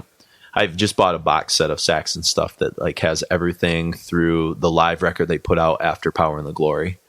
Okay, so that's kind of considered like their golden years. A lot of the MC records. Yeah, I don't know a lot of Saxon stuff beyond that. So I'll be perfectly honest. You know, like Mark and I were saying, there's 8 in the 2000s. Yeah, I mean, it's probably like Motorhead. They're probably like, if you like Saxon, you probably would like all their stuff. You know. Yeah. I mean, Manila Road's almost that way too. There's so many records like beyond that kind of classic up through like 86, 87 era where I just kind of fall off and don't follow what they've done beyond that. But I'm sure it's all some great. of it's good. Kill the King, like the last record I think they put out or before Shark died. It was good. It was good. Yeah. They never seemed to like rush. Every album was pretty good, unique, kind of had their weird aesthetic. Sure. So I feel like Motorhead's kind of in that department. Yeah. And, you know, I have a feeling from what I've heard from like Saxon people, like Saxon's always been consistent. So if you like Saxon, you would. I've never met like a huge diehard set. Like they're always like, oh yeah, I like Saxon, but not like. It's probably over in England. I feel like they're more like a British phenomenon. I feel like they I think have more of an attraction to like an older demographic For sure. Yeah. Guys that were like big UFO fans and Scorpions fans, like, oh yeah, Saxon, they're great. They're Like part of Iron that. Maiden's a little bit too much for me, but Saxon, I really like. Yeah. I could see that as well.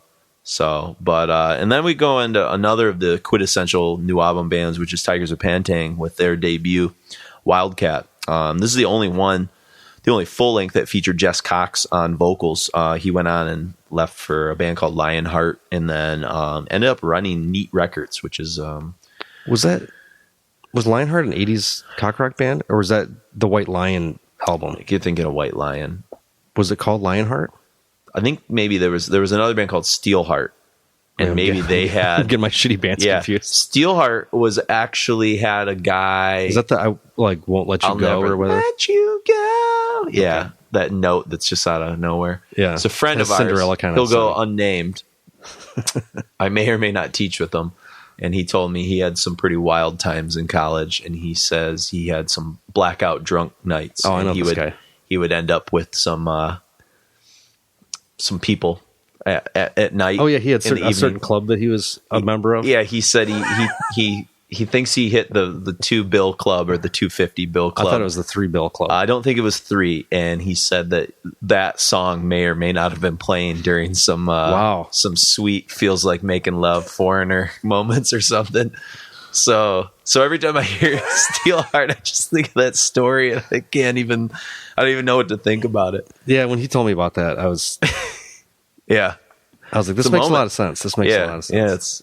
And that's a good reason to maybe like do what he did, which is dial it down. Yep. Yeah. That might be like Everybody needs their wake up call. Yeah, and that's a come to Jesus kind of moment. So, but yeah, Tigers of Pantang, they had put out a really huge 7-inch that was quite popular in 1979. They actually re-recorded it for this record called "Don't Touch Me There," and it's yeah. Speaking of, and it's great. You know, it's got like this kind of like cool, raw, punchy energy, and they kind of take that into Wildcat itself. Rob Weir is the guitar player, and I think he's pretty consistent through all of their records. They'll end up adding John Sykes on the next record. Oh, nice. Go on, White Snake and some other kind of things. And I can't remember the vocalist that comes after, but the song we're going to play off of it is called Fire Clown, and it comes from a Michael Moorcock novel. And we were just looking, as we're recording this, I'm staring at an iconic Michael Moorcock cover for Sirith Ungul. But I can't remember. God, what the hell's the guy's name now? The artist. Moorcock's the author. The artist. Yeah, I can't remember I can't either. think of his name now. I think we've kind of talked about him before. But yeah, anyways, there's not a lot to this song. It's just sort of, like I said, it's just a great exemplary, I was listening to I put on like a Tigers of Pantang record in my car, and like all the songs kind of sound the same, but that's not like a bad thing. It's just like a record you listen to from start to finish. And so I just kind of pulled a song off, and it's energy, it's raw, it's punchy. Did you know the drummer's name? He had like a nickname or something, didn't he? Brian Dick, also known as Big Dick. Big Dick.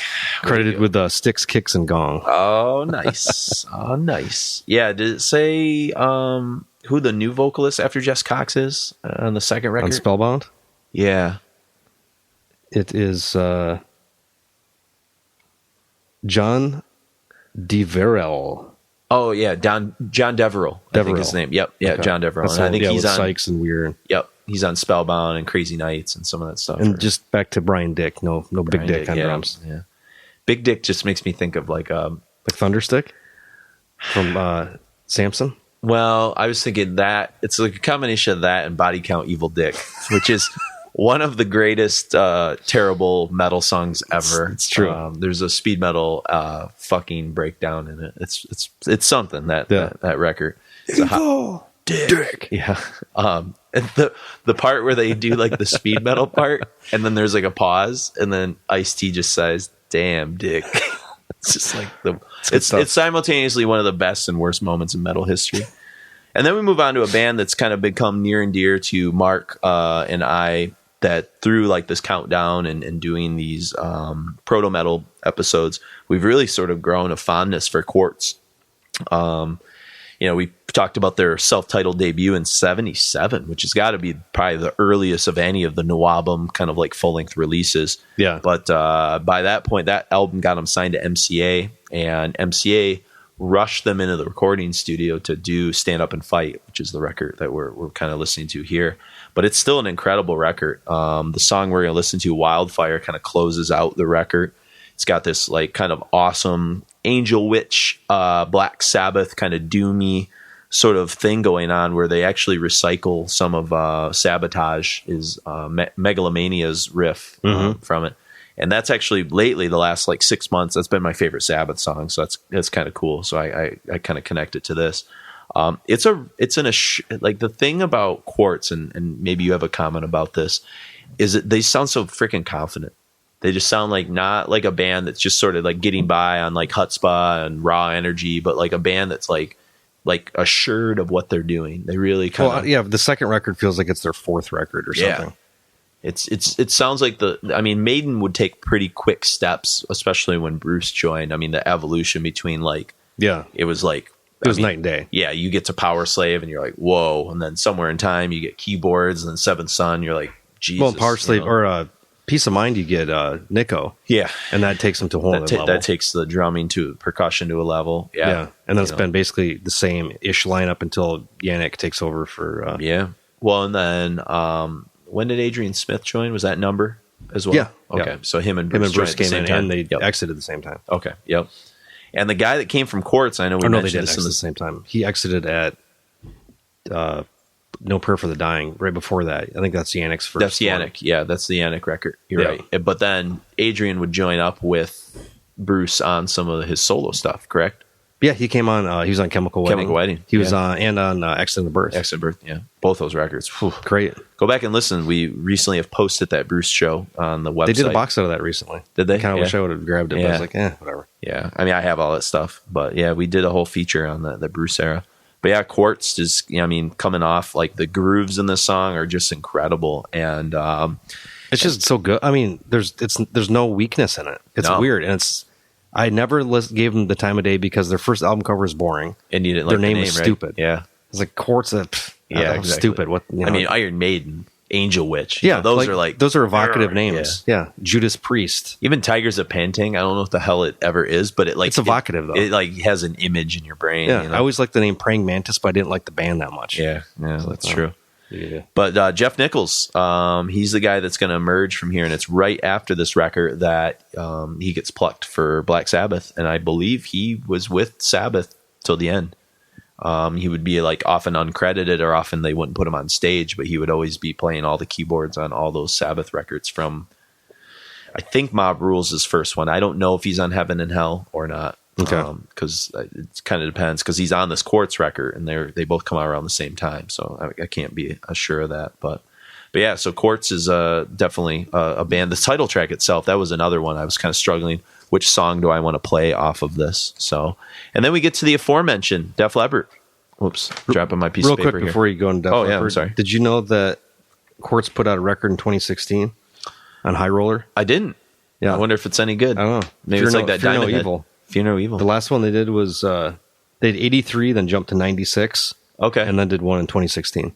Interesting. I bet you Nichols is on that stuff. I'm guessing. I'm guessing they don't have. There's not a whole lot Yeah. of people here. Huh. Fear Oh, No Nichols died in 2016 from lung cancer, so that might be his last hurrah. So when we saw Sabbath, was Nichols with them? Or did we see Sabbath in 2015, 2016 when we saw that last Sabbath tour? Was that 2017? Was it 2017? Was that just last There was year? no keyboardist on stage. But Okay. Well, a lot of times Nichols wouldn't be on stage regardless. I think was like kind of like they might have just at this point with technology just done it all with like MIDI controls. Yeah, that's something. true. That's true. The sound guy just kind of fades stuff. He is fading stuff in and out. Yep. So yeah, the aforementioned other kind of guilt by association Nawabum band Def Leppard. They had these songs around for quite a while because there was the Def Leppard EP that came out, kind of like a demo-ish type thing in '79. So a lot of those songs ended up on this debut, On Through the Night. And I mean, I think, the band really slags this record. Every time you read interviews, all the interviews I read with them, they all kind of like, they feel like they didn't have a proper producer. They were young and undisciplined. They didn't know what they were doing. But those are all things I like about this record, I guess. Yeah.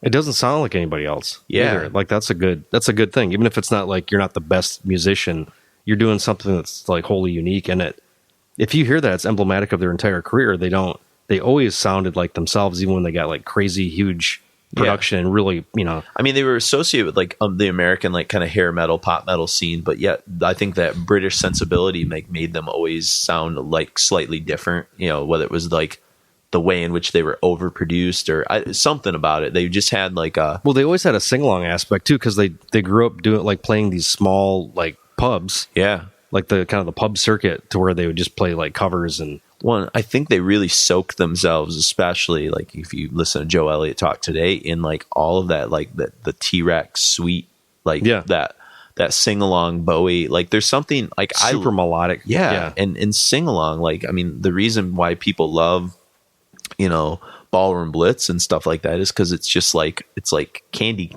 Like, well, and you don't chew on it. You don't remember, like I think with Def Leppard more often than not, same with Sweet, you remember the vocal melodies more than the guitar lines. Mm-hmm.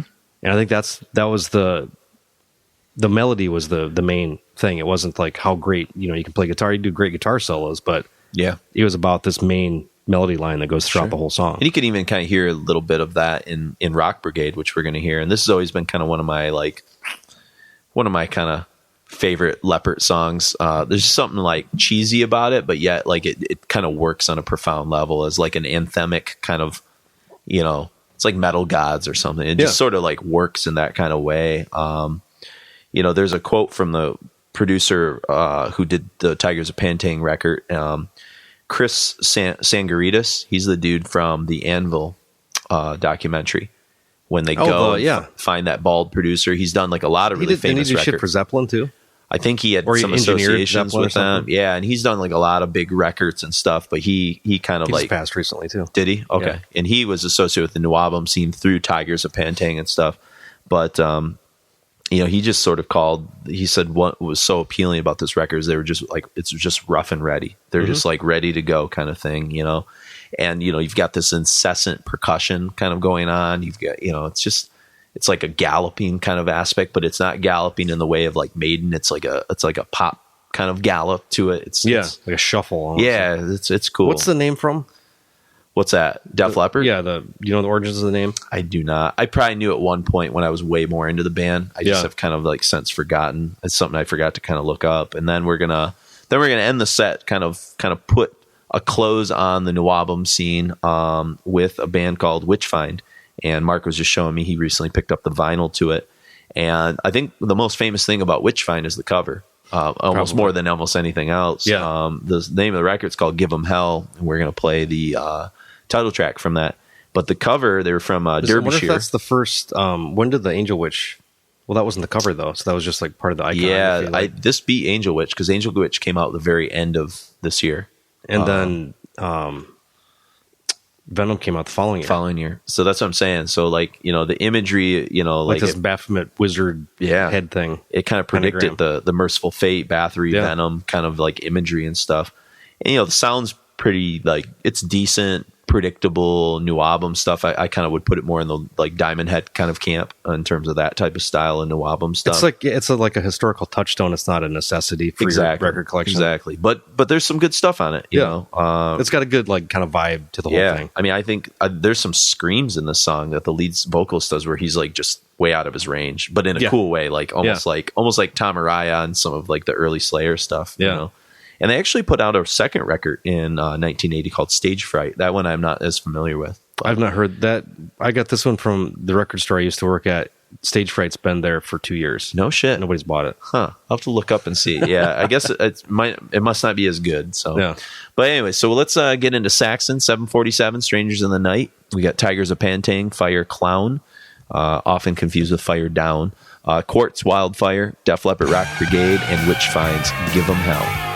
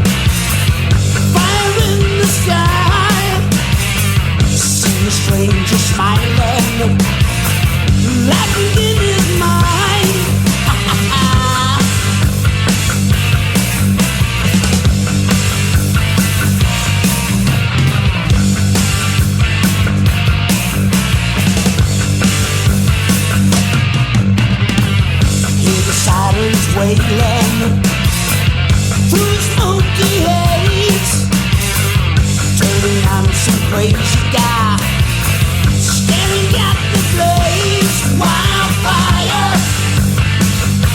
smoking grass. Wildfire, smoking grass.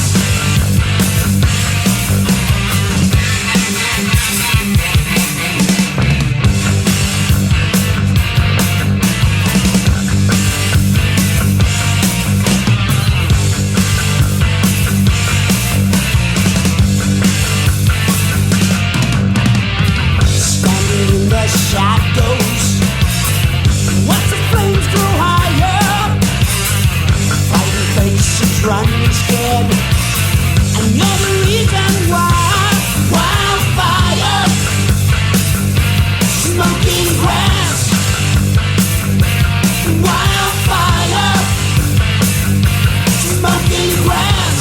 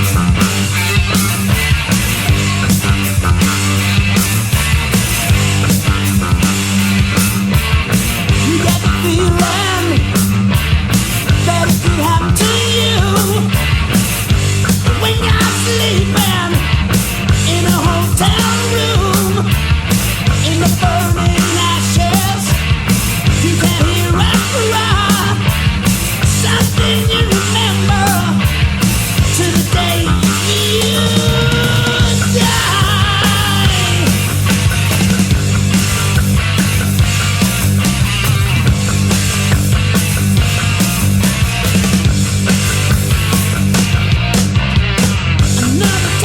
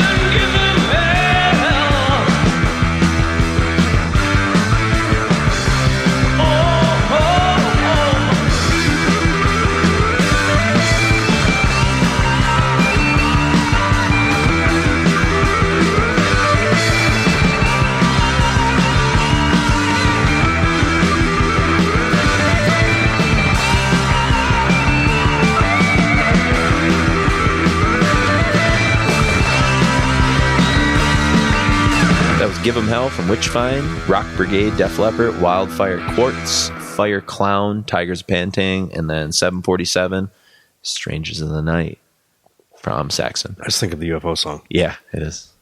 Or the was that? I think it was just the name of the UFO record. I don't think there was actually a song called "Strangers in the Night," but I'm not 100% Is there sure. lyrics to a song that say "Strangers in the Night" though?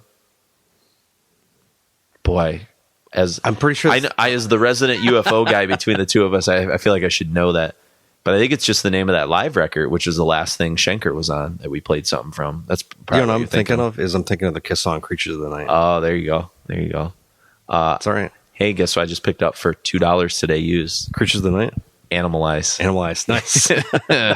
There you go. I've been slowly trying to fill in my Kiss collection as I find them used. I don't really want to pay full price for. You know, "Revenge" is a pretty good record. I know it's got what's the Heaven? Heaven's on Fire. Yeah, I remember that from Yeah, "Burn with Me." Yeah. Heaven's on Fire. Heaven's on Fire. Good stuff on Had there. some good riffs. So, but speaking of, Kiss put out Unmasked in 1980. Not my favorite record. No, it's a weird record because it suggests something that will happen 2 years later, but it didn't happen. So it's Yeah. like almost like, what the hell was the point? That's a record I don't understand at all. I don't often put it on. Yeah, it's a weird record, but and that's kind of beyond new album. I should have probably mentioned Kiss before, but we were kind of talking more about like the British scene, kind of what was going on there. Whereas Kiss is kind of doing their own thing in America. And then another big record, and who knows where to fit this, but I guess since we're playing some non-British stuff in this next set, I guess it's good as time as any, is the debut of Accept. So, which I think saw the light of day partially in Europe, maybe in late 79, but then it didn't get like a wide release until 1980. And then it's also weird. That was the problem with a lot of import record labels at that point. Well, and it's also weird because it's known as two records. It's known as Accept or I'm a Rebel. Mm-hmm. But it's the same record, I think, as far as what I've read. Because I have It's probably like Accept. some of that AC/DC stuff where there's like, it's mostly the same, but then there's like one Australian other cut release versus like the worldwide release and Yeah. stuff. Yeah. So, but we're going to kind of take a completely different turn away from kind of the last place we've been, which was the new album scene, and hit kind of around the world, skipping into some of the kind of weirder, more eccentric stuff that I think wasn't metal necessarily from its intent, but kind of had some. It had some long-lasting repercussions, I think, for sure. And Killing Joke is a band we haven't played before on the show, to my I don't think we've knowledge. ever talked about before. Yeah, and they're a band that like it's weird. They're like kind of a band that like keeps coming up in conversations. They've had a lot of renaissances too. Like, I know the mid 90s they had a renaissance again, and then probably about like 5 years ago they had another renaissance. And I kind of remember the mid 90s renaissance because it was like right with the like my fascination in high school with like industrial metal scene with like Downward Spiral and the first Marilyn Manson and Ministry and Pop Will Eat Itself was some like weird like German kind of like industrial act that kind of came out, and then like Killing Joke, I think it was Pandemonium or something like that, kind of made like a comeback. And then I've sort of gone through, Chris is a big fan, Chris Dick, who's been on the show quite a bit. And he's always been kind of a big Killing Joke guy because he likes that sort of a lot of the 80s new wave kind of stuff, Yeah. And it kind of turned me on to some of it. And I've kind of gone back, especially those like first like 3-4 records and really dug them. And it's one of those bands, like every time I listen to them, I'm like, oh, I should be listening to this more. Like I like everything they've done, like that I've heard, but I just forget to put that stuff on, and I didn't grow up with it. I think, you hear like I hear a lot of Voivod in it for sure. So but I'd rather listen to Voivod, or I'd rather listen to Ministry than. Sure, but you can definitely hear the kind of effects that they had. Yeah, and I think when's the first Ministry record? 83. Oh boy, with Sympathy, they're like terrible stuff. Yeah, it might be.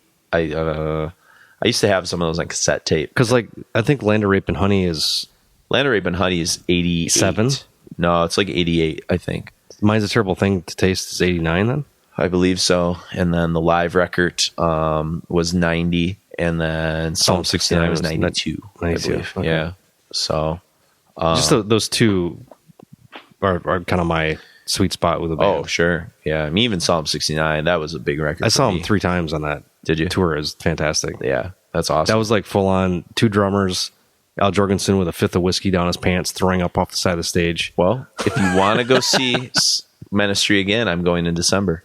They're playing. I'm not going for Ministry, but I'm going for Carpenter Brut. I can get us on a list for that. Yeah. Okay. Good. Yeah, because I want to see Carpenter Brut, this French kind of synthwave band that does soundtracky kind of stuff. And I haven't seen. The last time I saw Ministry was on the Psalm 69 tour. Okay, I've never seen them. Yeah, I saw them at Lollapalooza, and then once they did like a Sepultura tour and with Helmet, I think too. Yeah, that tour sound awesome. That was pretty good. That was like middle school me would have like killed myself to go see that show. It was good. It was one of those last few shows where it felt dangerous. Yeah. Well, I remember hearing a rumor, and I'm not even sure if it's true. So if it is, confirm it, somebody out there, that there was a guy that would go to like Ministry pits, and he would kind of like travel around with a drill, and he would like drill people. I heard. Did you ever hear that rumor? Yeah, I don't know if that's... Is that like urban legend? I don't know if that's true or not. Okay, I want to know, because if it is, that's fucking nuts. Because cool. and shitty. I wouldn't be surprised. Yeah, but that was when they played. Pine Knob is one of our big outdoor arenas in Michigan. And when they played there for Lollapalooza, they ended up tearing up all the sod and throwing it back at the band, and they kept playing as they're getting pelted with shit. They've like just egging people on. It was fantastic. He was in quite a state back then. Yeah, prodigious heroin usage. I can't believe he's still kicking. I mean, yeah, that's kind of nuts. It's insane. But Killing Joke, their self-titled comes out, and this actually charted on the UK. I mean, you know, it's got like a weird, like amoebics kind of vibe to it as well, like the weird, like dissonant. They were always really dissonant, Fausty kind of thing that they got on. I mean, you could almost see them as like a transition between like you know, Faust and some of like the krautrocky kind of stuff, and almost like connecting to like Godflesh and like you know, some of that kind of stuff. But I mean, everybody, you know, Metallica covered The Weight, which was off the self-titled, and you didn't even know that was a Killing Joke I didn't know it was Killing Jokes. I knew it was a cover, but I never knew. Yeah.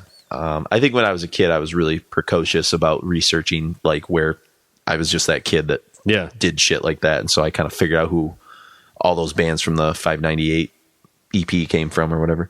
Nirvana was a huge Killing Joke fan, Kurt Cobain especially, but even Dave Grohl. Metallica, clearly. Nine Inch Nails, Tool, Soundgarden, Helmet, Ministry. Steve Albini talks, you know, pretty glowingly about them. But I think you can hear their influence in like a lot of like weird places, you know. Oh yeah.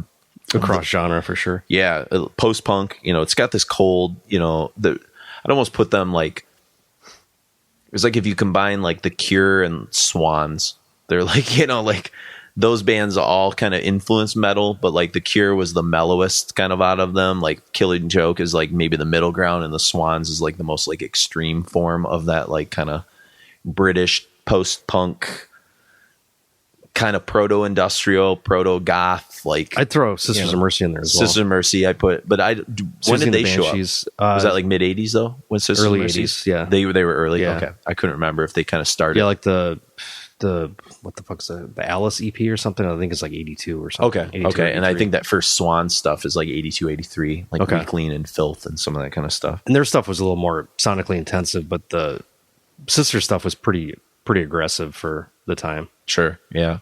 Well, in the song War Dance that we're going to play, like it's got this kind of, you know, not the Anthrax. Yeah, not Joey Belladonna scream in the middle of Indians. Although that would be cool too if that was an influence. Like, oh yeah, we're listening to some Killing Joke War Dance. We thought, let's throw that in. But you know, it's got this industrial grind kind of in the verse, and then when you get to the chorus, it's got this kind of like anthemic, kind of weird, dissonant chanting kind of quality to it. You know. Yeah. And they'll do like a lot of weird stuff on those first couple Killing Jokes. You know, like I think of a song like 80s, which was like one of their first big songs, like on to chart, like in 82 or 83, I think that came out. And you know, like they had that kind of catchy sort of element to them. But I found this on Wikipedia. I thought it was kind of interesting. It says Killing Joke had become notorious largely due to the controversies that arose from their imagery. The images that often appeared on their records and stage set were often bizarre and potentially shocking and inflammatory. Critics noted the band's black humor and the use of musical and visual shock tactics to create a reaction. The War Dance Sleeve, which is a song we're going to play, had already depicted Fred Astaire dancing in a war field, One promotional poster featured an original photo erroneously believed to be Pope Pius the 9th or the 11th. The picture was of a German abbot, Alban, oh my gosh, Schonleiter, walking among rows of Nazi soldiers offering Hitler salutes and appearing to return the salute. It was later used for the cover of the band's compilation album Laugh. I nearly bought one. So that's kind of interesting. Yeah. And then, Jazz Coleman, who's the lead vocalist, I actually just posted this on the countdown. I think on Friday, I posted a Killing Joke song, and the video of that song is him in like corpse paint and shit, like doing like weird stuff. And it says, that was kind of his stage shtick too. He did a lot of like weird kind of things. I think, that rubbed off on kids that were like, he looks kind of like Attila with more hair for sure. Yeah. He does kind of look like him. He has that weird, like at least like eye intensity and stuff. Mm-hmm. I can 100% see it. And that weird like hair too, but it says, Jazz Coleman said that their manifesto at the time was to, quote, define the exquisite beauty of the atomic age in terms of style, sound, and form. Coleman gave an explanation concerning their name. He said, quote, the Killing Joke is like when people watch something like Monty Python on the television and laugh, when really they're laughing at themselves. It's like a soldier in the First World War. He's in the trench. He knows his life is gone and that within the next 10 minutes he's going to be dead. And then suddenly he realizes that some cunt back in Westminster's got him sussed. What am I doing this for? I don't want to kill anyone. I'm just being controlled. So, intensely political and cool. And I think that they, like you said, I think the renaissance on them is real, and they're a band that I've tried to pay a little bit more attention to, but I think they had a pretty tremendous influence. Yeah. Speaking of influence, another band that was kind of coming out of England, but not out of the metal scene, is Discharge. And they put out a single this year. It's their first EP, full-length EP is Y, and that comes out in 1981. And then 1982, which I'm sure we'll be talking about in our 200th episode, they put out their debut, which is the Hear Nothing, See Nothing, Say Nothing. Yeah. The Discharge, the Swedish band, did one that was incredibly similar. I got it up here exactly. at some point, but so this is like one of the first singles that they put out, and this actually came from the Fight Back single, and it's called War's No Fairy Tale. And actually Napalm Death did a cover of this on that was it Leaders Not Followers compilation. Yeah, I think there was like a two-part. Right? Yeah, it was a two-part kind of thing. So, the vast influence on the metal community for the D beat and, the crust kind of beat and all that kind of stuff. Yeah, I think they're up there as far as like extreme metal is concerned. Well, for Swedish death metal is concerned, that crust punk was just as important as anything else. Yeah. To that scene. Cause that was like the next, I know crust had a huge, that term, a lot of like older guys don't know what the hell that means when I bring it up, like old punk guys, like that was never a contemporary term. It was like more of a term our generation had. I think so. It was just more more caustic, more screamy, more aggressive, hardcore stuff at the time. Well, and then there was a huge resurgence in Sweden of that right before, like in 86, 87. And then it blew up into, it was like, well, let's take this and make it even fucking crazier than Entomb, Nihilist, all that shit. Nikki and those guys were way into the crust stuff. And just remember, all those guys are super into 80s hardcore, 80s US hardcore shit, crust, Discharge, all that kind of stuff. And that, I think, was one of the biggest kind of it's weird, like the crust stuff, I never got the feeling that, we were talking about Jeff Hanneman off mic, and he was way into like a lot of the American hardcore stuff. But I feel like, I don't know. I'm sure they liked Discharge, but maybe Discharge didn't have as big of an influence like here as it did, say, on like Europe, where it like absolutely huge influence on England and I think Sweden, it was super underground here. Yeah. Like, I mean, Dead Kennedys, we could do, several shows just on that band. They're like so influential on and embracing of heavy metal. Yeah. They have a long history with Napalm Death and everything else as well, but Melvins, like lots of people that they're kind of interconnected with. Yeah. That's my favorite era of punk rock is the 80s hardcore stuff, like the going from Dead Kennedys through, Negative Approach and Circle Jerks and Black Flag, all Black Flag, the more Bad Brains. At least the first half of the first record. What's that? The second half is all the reggae stuff that I even like some of that stuff. So just that Riot, Roar, the Roar sessions. Yeah. But yeah, one of the cool things about Discharge too, kind of like Crass that we've talked about before, is they use a lot of radical imagery, kind of like Killing Joke, where the one symbol that they used a lot was the dove impaled on a bayonet, which came from a 1930s John Hartfield anti-war poster and stuff. So they would always stir up things. I mean, War is No Fairy Tale is kind of pretty self-explanatory, so they're pretty politically minded. And then kind of in that same kind of realm, I don't know as much about these guys, hailing from France, is a band called Sagi, the tune called Lay Down a Lot. And they were a French underground kind of metal garage, proto thrash kind of thing. And you'll hear it in the production, but it's raw as shit. I mean, there's just like, you can tell they worshiped MC5 and Stooges and things like that. But what's interesting about it is in 2008 and then I think in 2012, a collection of like their demos and singles was finally like compiled together. And that's kind of when like their name started to sort of like get out there, because they broke up in 1982. And then apparently in like 2016 at a couple of big festivals, including the one that a friend of ours just went to in Las Vegas. Oh, Cycle Las Vegas? Yeah, there was a band that started covering Soggy songs like the early, like the 2010s. And some of the Soggy members actually came out and like performed with them at the Las Vegas Fest and stuff like that. And so that was kind of happening. And then that year too, another kind of French thing that was sort of going on is a band called Trust put out a record called Repression, which features a song called Antisocial, which Anthrax will kind of make famous, which is cool. Antisocial, I delighted in the remake of it. It wasn't perfect, but like I was like, it's fun enough that like nostalgically kind of hit me. And I just love that the dumbass bully metalhead dudes were like listening to Antisocial and shit. It was cool. The rock fight was all done to like that song. And then we arrive at Dead Kennedys. This is their debut, Fresh Fruit for Rotting Vegetables. Yeah. The last time we talked about Dead Kennedys was in the Metal and Punk Unite episode that we put up not too long ago. Which I wasn't even on that show. I was in Portland. Yeah, that's the only episode you haven't been on, I think. I know. That's crazy. I'll have to do I gotta stake my claim. Maybe I'll do my Queensryche episode just with Chris and Jeff Wagner. There you go. I'll just tell you how to use the software. And then Mark I've been the producer on more than one episode. Mark can sit there and just make fun of Queensryche on occasion or something. So yeah. Well, once you hear the Peter Green episode too, I'm basically like a producer. That's true. Yeah. Same with Allman Brothers. Yeah.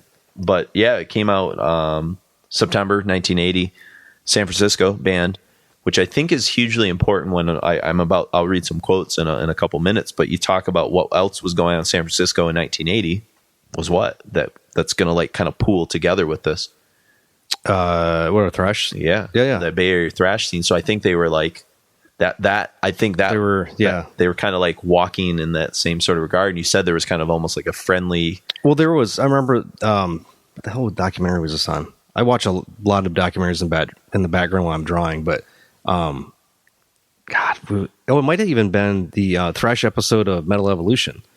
Okay. Where Mark Escaweda, is that what we just looked it up again? Yeah, I've got a quote from him coming up. But they were talking about how there's like Asagueda. It was like Ruby's or something like this. It was some woman's name bar where you would have like Death Angel, and then you'd have a couple like hardcore punk bands, and then Exodus playing. Like it seemed more of like an DRI inclusive, was probably part of that too. Like some crossover stuff would come in there, but Suicidal Tendencies. It was much more of a like inclusive invite, and that's what I think initially made Metallica want to move up there because look at the scene's like amazing compared to the shitty LA scene. And it's so weird that the only band that really like could carve their way and stay where they were at was Slayer. They stayed in like Huntington Beach, LA, and maintained kind of their own thing. I mean, they did a little bit with the makeup on Show No Mercy, but it was more like Venom makeup. It wasn't like, it didn't last long. Yeah. And even then it's not Poison makeup, there's a difference. The music, spoke for itself for them. They've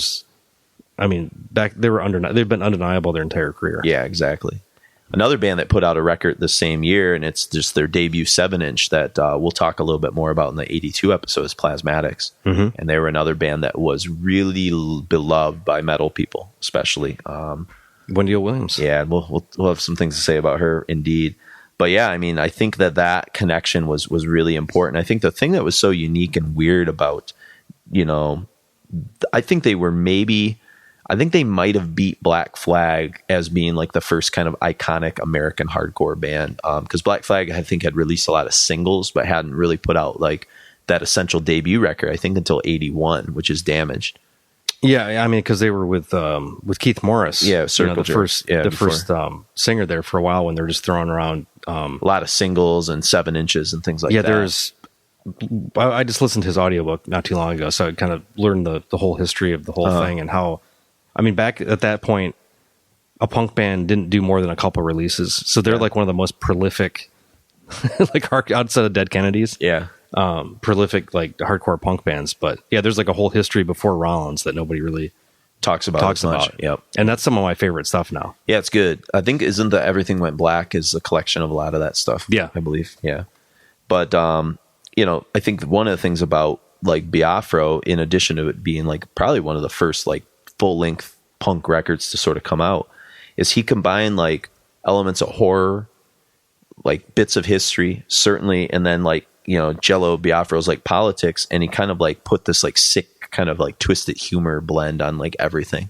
It's a very British humor kind of thing that he put together. Yeah. And like a song, like a vocal, I don't know what to say about his vocals.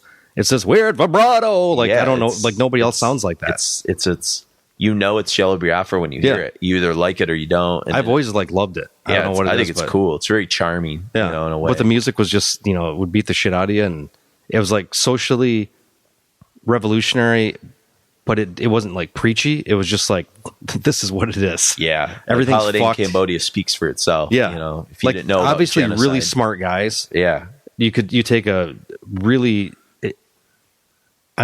touchy, socio-political stuff, put like lots of research. Like, you could not talk to this guy and like diffuse his like idea of what happened. He like knew. He knew everything. He was well read. He knew exactly what was happening behind the scenes. Comes from like the Howard Zinn sort of spirit of things. Absolutely. So I've got some quotes from several kind of important people in the sort of thrash metal scene. We've talked more about Nawabum this episode, but I think like this kind of gives us a little launching pad to kind of the impact of 1980 long term. It's first one's from Alex Skolniak from Testament on the value of punk, I guess, and he kind of mentions things. He says, the ones you've heard of, the Dead Kennedys and Flipper, those are very remembered, but there were a lot of punk bands that never quite got a break. I remember there was a band called Special Forces. They're a great band. I really thought they were going to go far.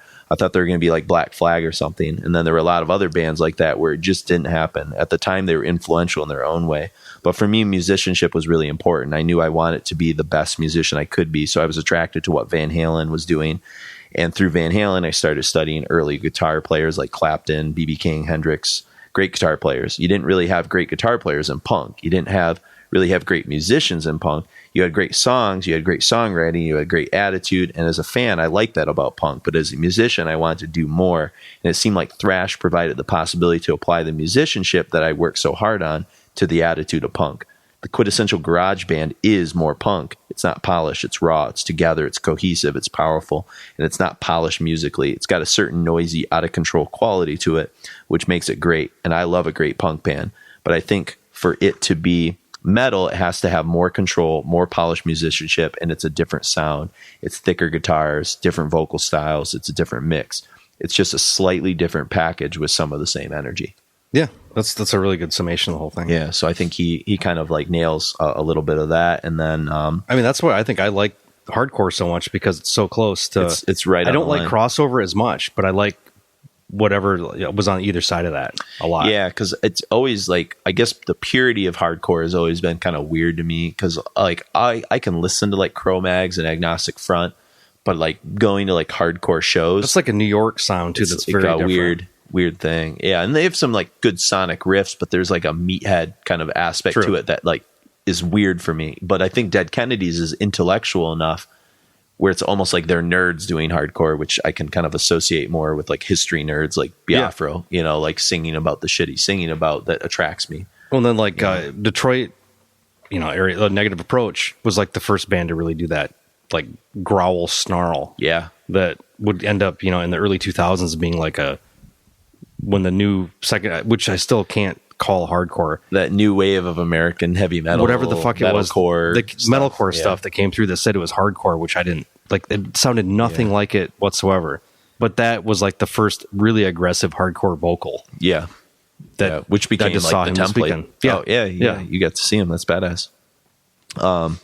Ian Christie, who we quoted from earlier, he kind of talks about, he says, punk's influence doesn't come out in the same way as, say, Diamond Head's influence on Metallica, where they really got the records and focus on it. It just came out like thrash bands were more digging in the dirt kind of bands. They didn't really have commercial outlets. They were playing in the seedier rock clubs in every city. So naturally they ended up getting booked, like you said earlier, with punk bands. And they end up having a lot in common because they were mostly 16 to 19-year-old boys who were into speed and aggression and all this energy.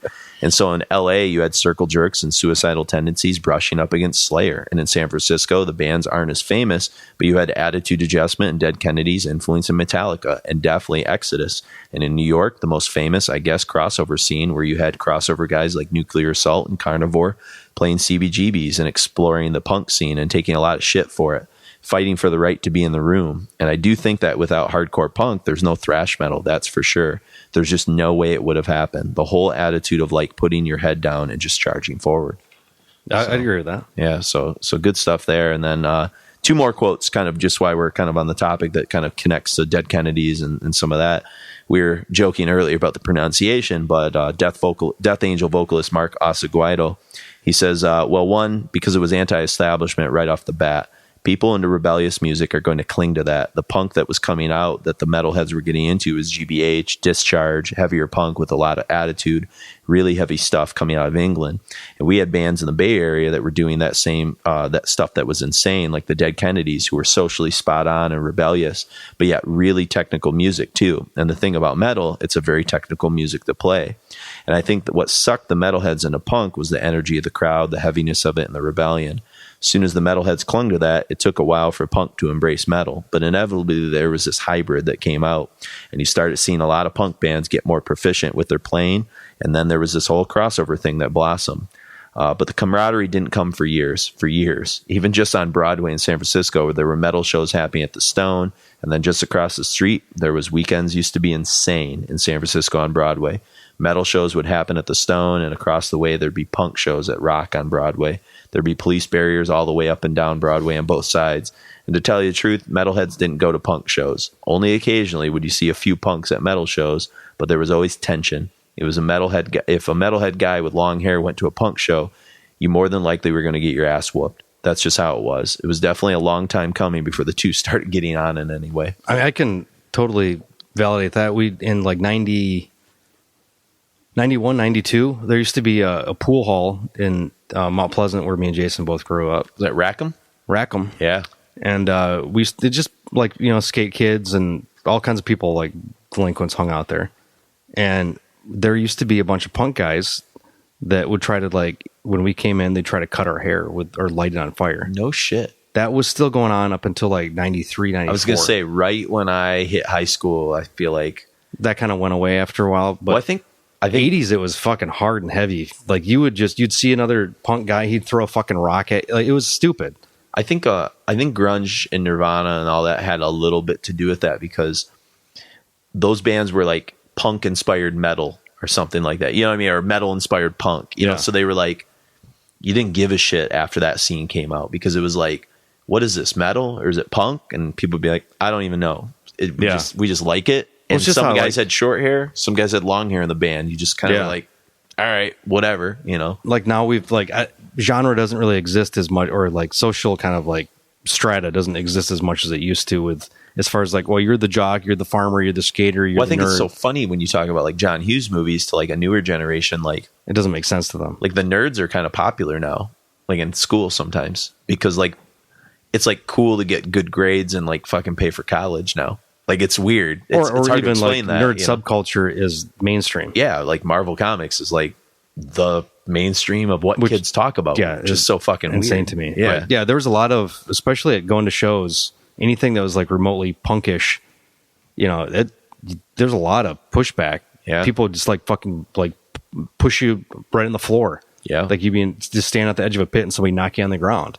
Well, it was way more aggressive. and that tension like obviously existed even in like a subculture within the subculture, because like you had like Dead Kennedys eventually writing songs like Nazi Punks Fuck Off, because even at hardcore shows there were like crazy hardcore skinhead people, like, which those guys went over to the death metal shows in the 90s. yeah, There was always a lot at Harpo's and shit. the I big remember. buff dude, skinhead guy would be walking around the pit just punching people. That's why I didn't go to like Deicide shows and shit like that, because he was just like, We just got right to the front and basically nailed ourselves to the stage. you And just we were- hope that yeah, we didn't get hit with anything. exactly, yeah, that's wild.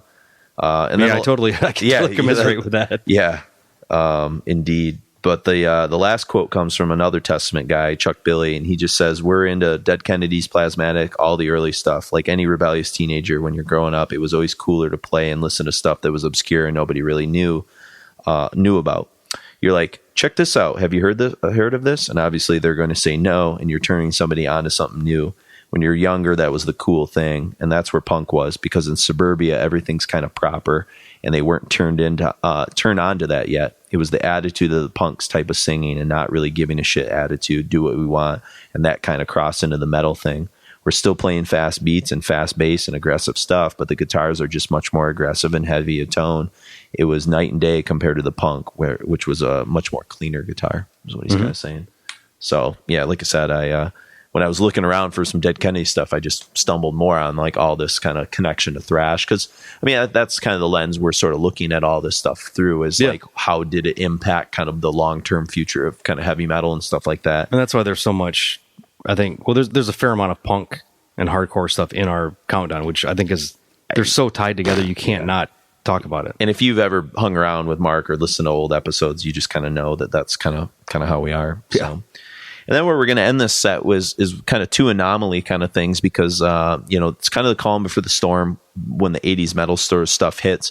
I think in 1982, we'll talk a little bit more about that, because I think you really can start to see the influence that Van Halen starts to have on the LA scene, with the beginnings of, I think, Motley Crue coming out with their debut that year, and or was it 81, Too Fast for Love? I can't remember. I'll have to look. But by Twisted Sister, some of those bands are starting to rise to the surface by 82, and they're kind of taking the baton from some of the party lyrics of Van Halen and the guitar theatrics of Eddie Van Halen and some of that. When kind of Van stuff. Halen, they're kind of taking the baton from like New York Dolls and like that weird, Sure. Yeah. Mixed with Hendrix. Yeah. So you have the guitar of Hendrix mixed with like the New York Dolls kind of stuff, It's so sweet. I don't even know the the whole. It's a convoluted mess, but it all kind of makes sense through Van Halen. and then you mix Aerosmith in there out of Boston and kind of Mm-hmm. what they were doing. Aerosmith and Van Halen, if you mix those two bands together, you kind of understand like the whole LA scene in a weird way. Yeah, that makes sense. Yeah. But I think, this record, Women and Children First, is probably, this and Fair Warning are the two heaviest Van Halen records. And I think they hold up pretty well today. I think this is kind of like their peak, before they start. They kind of start to lose focus after that a little bit. Not all the songs are they party lyrics. become huge too. Yeah, I mean they're huge at this point. I think that's the thing we kind of forget, is that debut was pretty gigantic for a debut record. I mean, it's up there with like Appetite for Destruction in terms of like right out the gate. 1984. But then you get Panama, and I mean, they really started to like understand what to do with MTV on Diver Down. They started messing around with music videos. Yeah. You get one of the most fucked up videos ever, and it's the video for "Oh Pretty Woman." yeah, It's got fucking like midgets and shit in it, and like all kind or little people. I'm sorry, the PC culture. Yeah. But hey, I respect that culture. I think that's probably all David Lee Roth. Oh, for sure. And okay, If you've seen any later on in interviews for with this people guy. that have not read one of the greatest oral history books ever, and you just like go buy it. If you're the age of Mark and I, and you haven't read this book, it's called "I Want My MTV," and it's the oral history of MTV from like the 80s. And there's almost It's got all the VJs for sure history in it. Yeah, There's almost a whole chapter just on the making of this Van Halen video because of like the MTV like people that were there like filming it. And they said like the midgets were like pulling three-ways with the strippers and doing coke when they're off camera. Like they would like walk into like production, like trailers and shit, and Yeah. like midgets would be running trains on each other, and like fuck, it's like they just said it was like it was just pure debauchery, chaos, and That's like fantastic. the video kind of reminds me of like Whip It, like where like there's just all these weird costume fucking weirdo cowboy people, and each of the Van Halen people are dressed up like one's a samurai, one's a cowboy. Like it's That's what I just was like thinking. like they clearly didn't understand the medium of the music video yet, but they're just like stretching it out Visually, like, let's Yeah. make this insane. And then 2 years later, they get Hot for Teacher, and like they understand what the fuck they're doing. And yeah, they mini blow- films instead of like exactly weird French New Wave shit or something. Yeah, this is like Trauma meets French New Wave or something like that. It's like grindhouse shit. But yeah, so the song Romeo Delight, it's one of my favorite Van Halen tunes. It's got a lot of great stop-start kind of chug dynamics Michael Anthony going on. does some fantastic bass lines. Great on bass this. playing. I mean, he's really underrated. Just I think I talked a lot about in one of the old episodes we did on his backup vocals, that he's kind of like one of the MVPs there. And I think Alex just really kills it on the drums in terms of like creating some nice little tension and stuff. Mm-hmm. And then we're going to end this set with a totally weird anomaly kind of band from Belgium, a band called Killer, called Ready for Hell. And this is pretty obscure stuff in some ways. But it's on YouTube. Yeah, that's the beauty. Trying to hear the rest of the record. Mark was commenting like it's crazy that this shit is just like it's just there.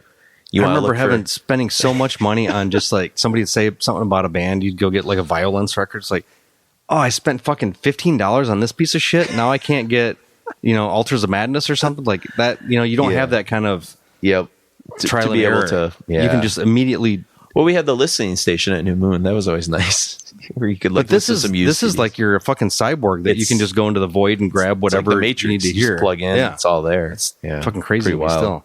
But yeah, there's they're obviously drawing from Motorhead quite a bit, but there's kind of some serious like proto thrash trappings. Yeah. It's kind of not dissimilar to what you'll hear next year in 1981 with Anvil's debut, Hard and Heavy, where Anvil was kind of like almost there, Yeah. like even Double bass, palm muted yeah, guitars. they're starting to do some of that kind of stuff, but it's not as heavy. Actually, the follow up from Killer that comes out in 81 is a record called Wall of Sound, and that's even heavier, and that's pretty good stuff too. And but there's some nice moments on this. Not every song. I've kind of picked around this record, and some of the stuff's like, eh. But I mean, what are you going to expect from like an obscure like we need to Belgian throw band or something whatever? Nobody knew about until 5 years ago. Exactly. Except for their Yeah, friends in some Belgium. of the diehard people. But there's two vocalists, two guys named Spooky and Shorty. So there's your fact of the day on From Twisted, yeah. from Twisted.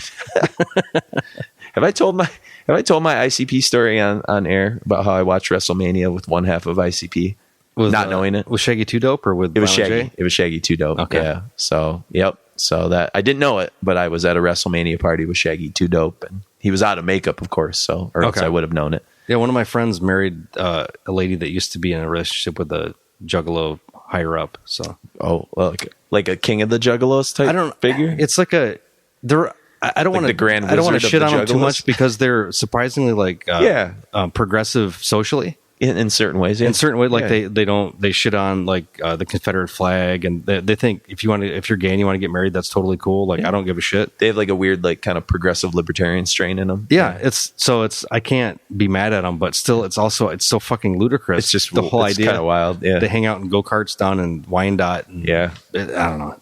He was really friendly. I'll say that. That's cool. But yeah. But Yeah, you mentioned Twist It, and it made me think that. I don't know if I They're like told the my fucking shit tier. yeah, of the whole thing. Yeah. But That stuff we sold a lot of that at New Moon. That's for sure. So they're still around. But so we've got Killing Joke, War Dance, Discharge, War's No Fairy Tale, Soggy's Lay Down a Lot, Dead Kennedy's Drug Me, which I didn't mention. Drug Me has got to be one of the more intense songs that they did. Really, really great. Sepultura actually does a pretty badass cover of Drug Me down the road.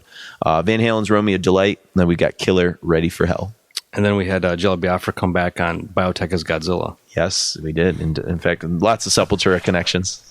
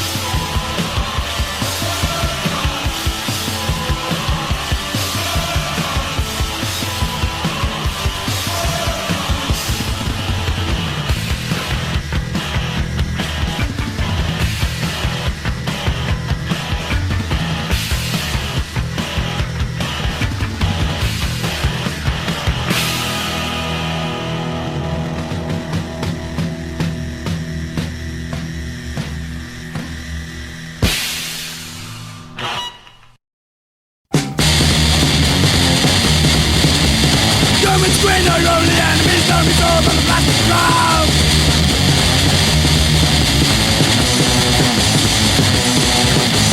What's the bitch of guns about the fucking story? You don't wanna know your future, bro. You never stop thinking about ya.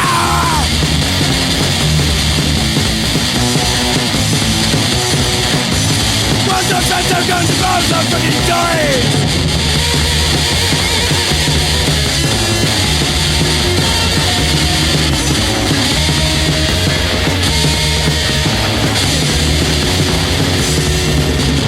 Once you've got to know yourself, let it take the wow.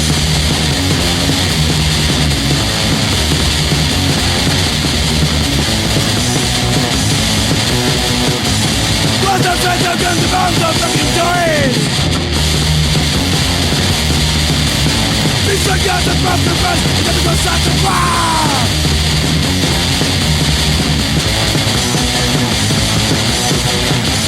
What's the threat of guns about the fucking stories?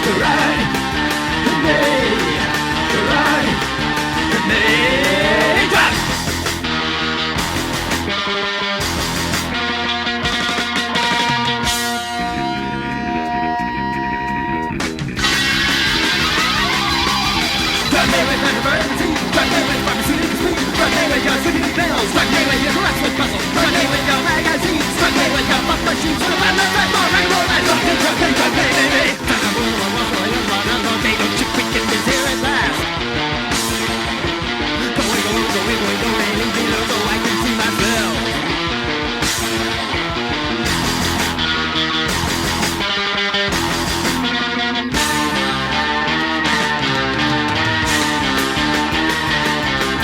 Karag, May, Karag, May, Karag, May, Karag, May.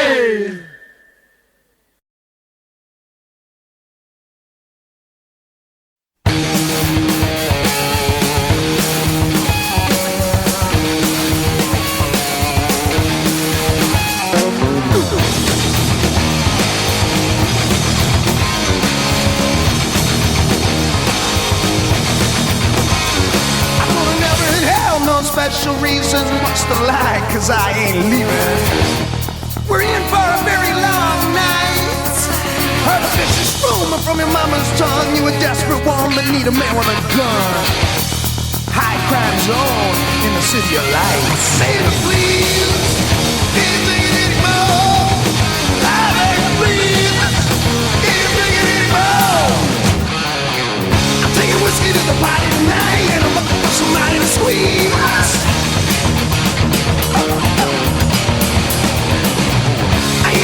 Somebody to play, baby, don't get uptight, baby, please.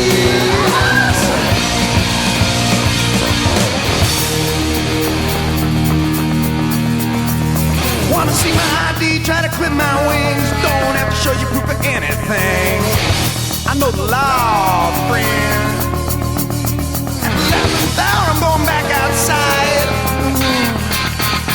Give it a try, I'm your last loose end. Baby, please, I can't take it anymore. Oh, baby, please, I can't take it anymore. I'm taking whiskey to the party tonight, and I'm looking for somebody to squeeze.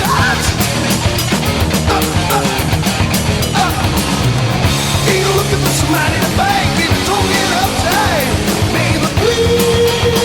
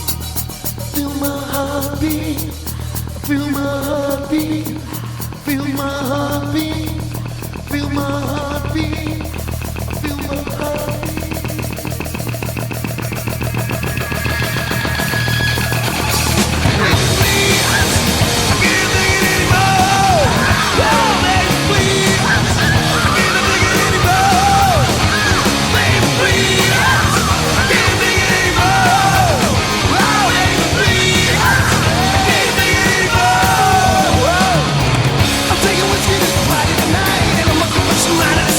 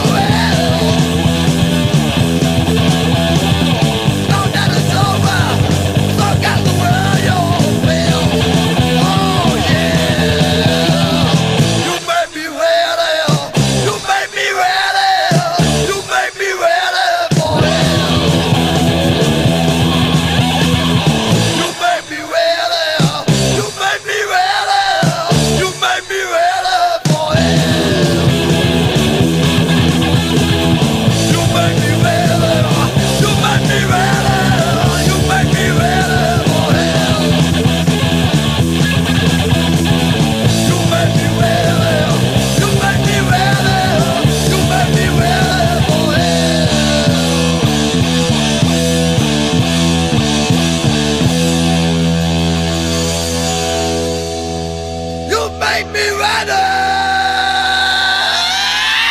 Oh, hell.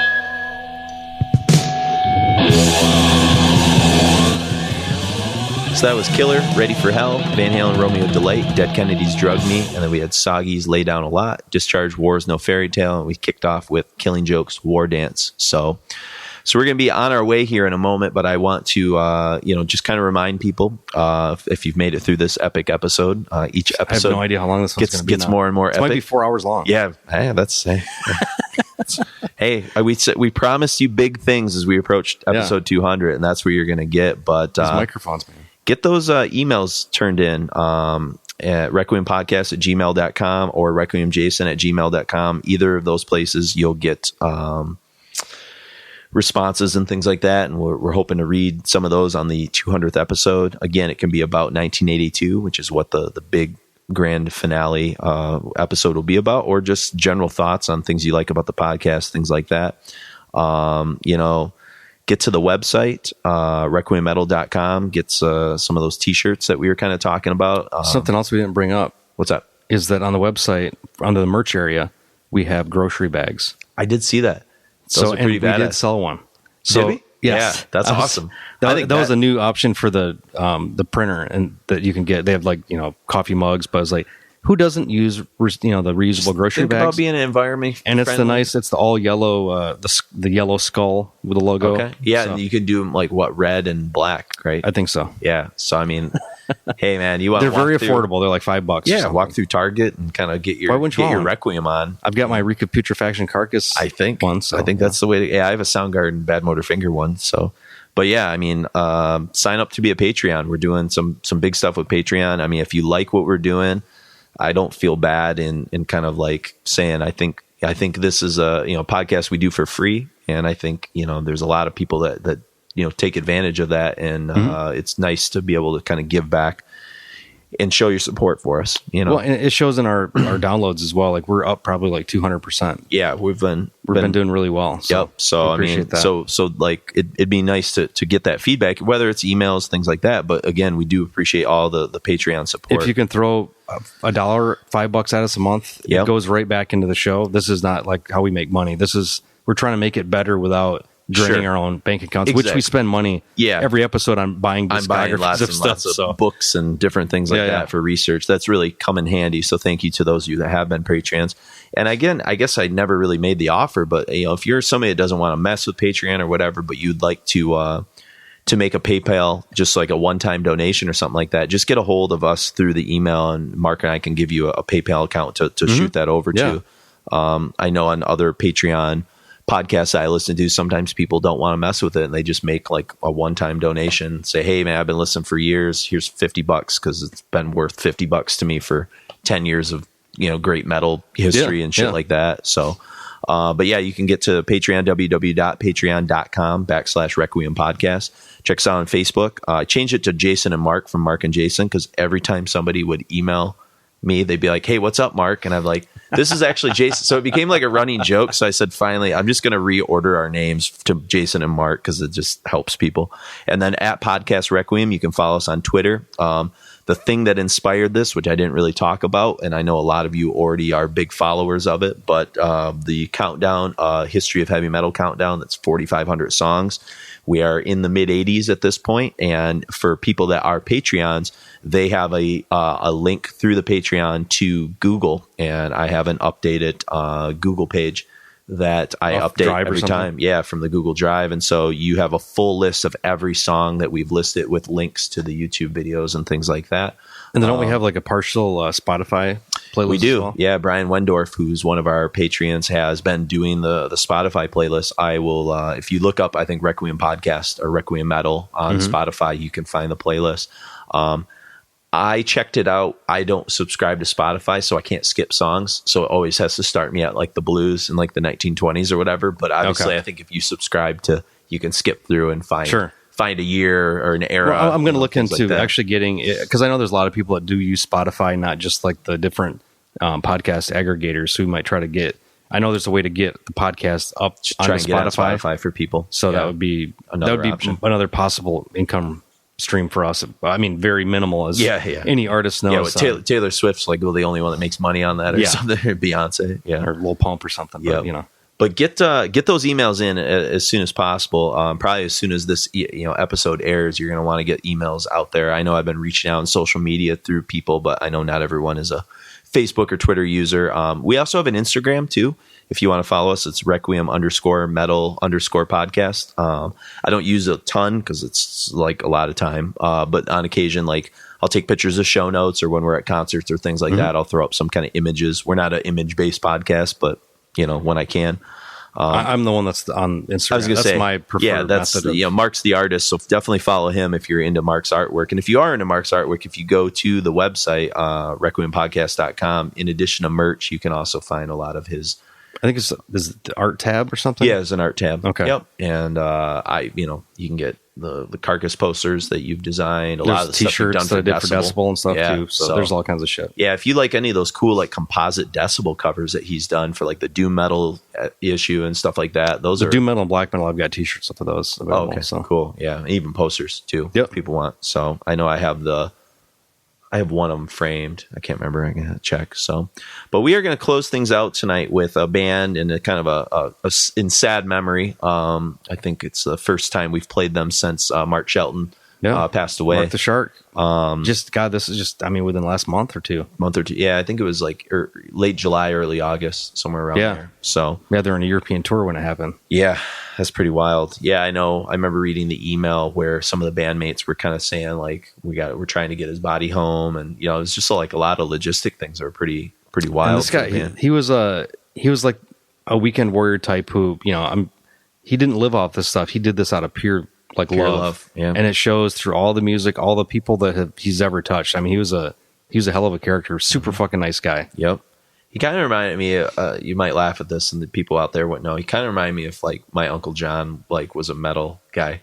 He's got that kind of, he wore like the headband that my Uncle John always wore when he was like doing carpentry work and stuff. But this is their debut record called Invasion. I know we've spotlighted Crystal Logic, which comes out like 83, 84. But this is their debut. They're from Wichita, Kansas. Huge influence on power metal, doom to some extent, and kind of really all genres in some capacity, The longevity is just, it's staggering. Yeah.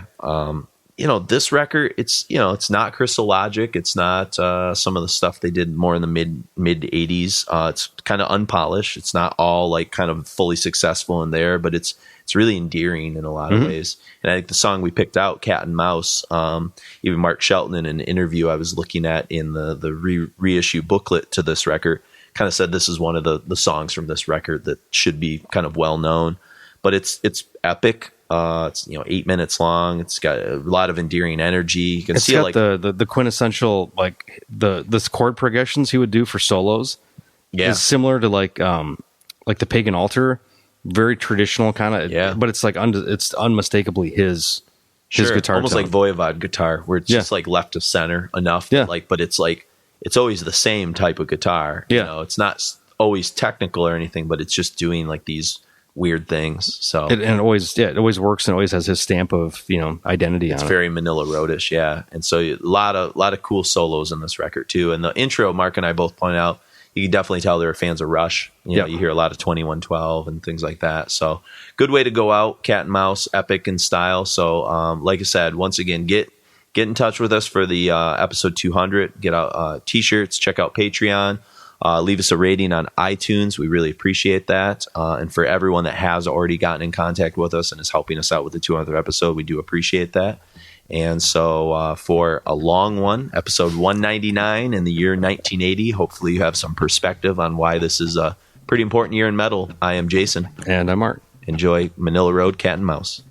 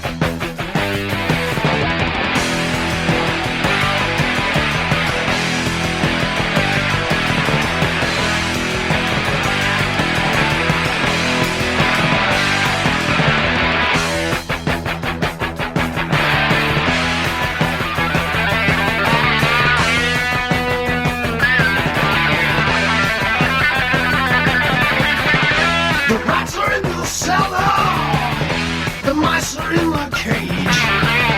The cat is in the toilet, and the dog's got the mange. The up is now the down, the front is now the back. We've got it all so turned around, and I can't keep track.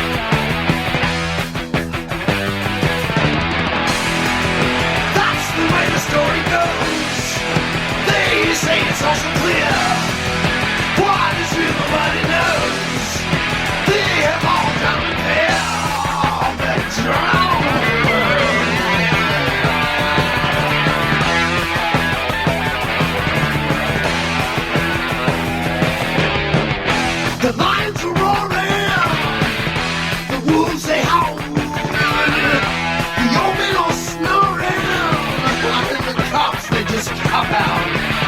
Our diamonds are rusted, our gold is no good, our minds are so dusty, oh, nothing's understood.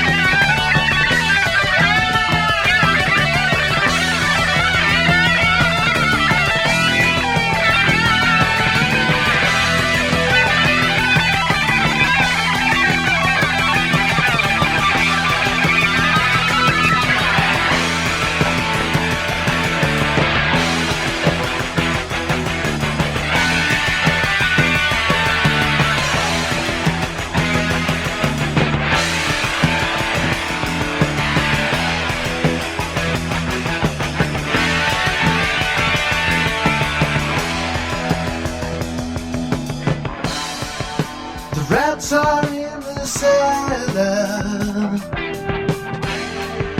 the mice are in the cage, the cat is in the toilet, my fucking dog, he's got the mange.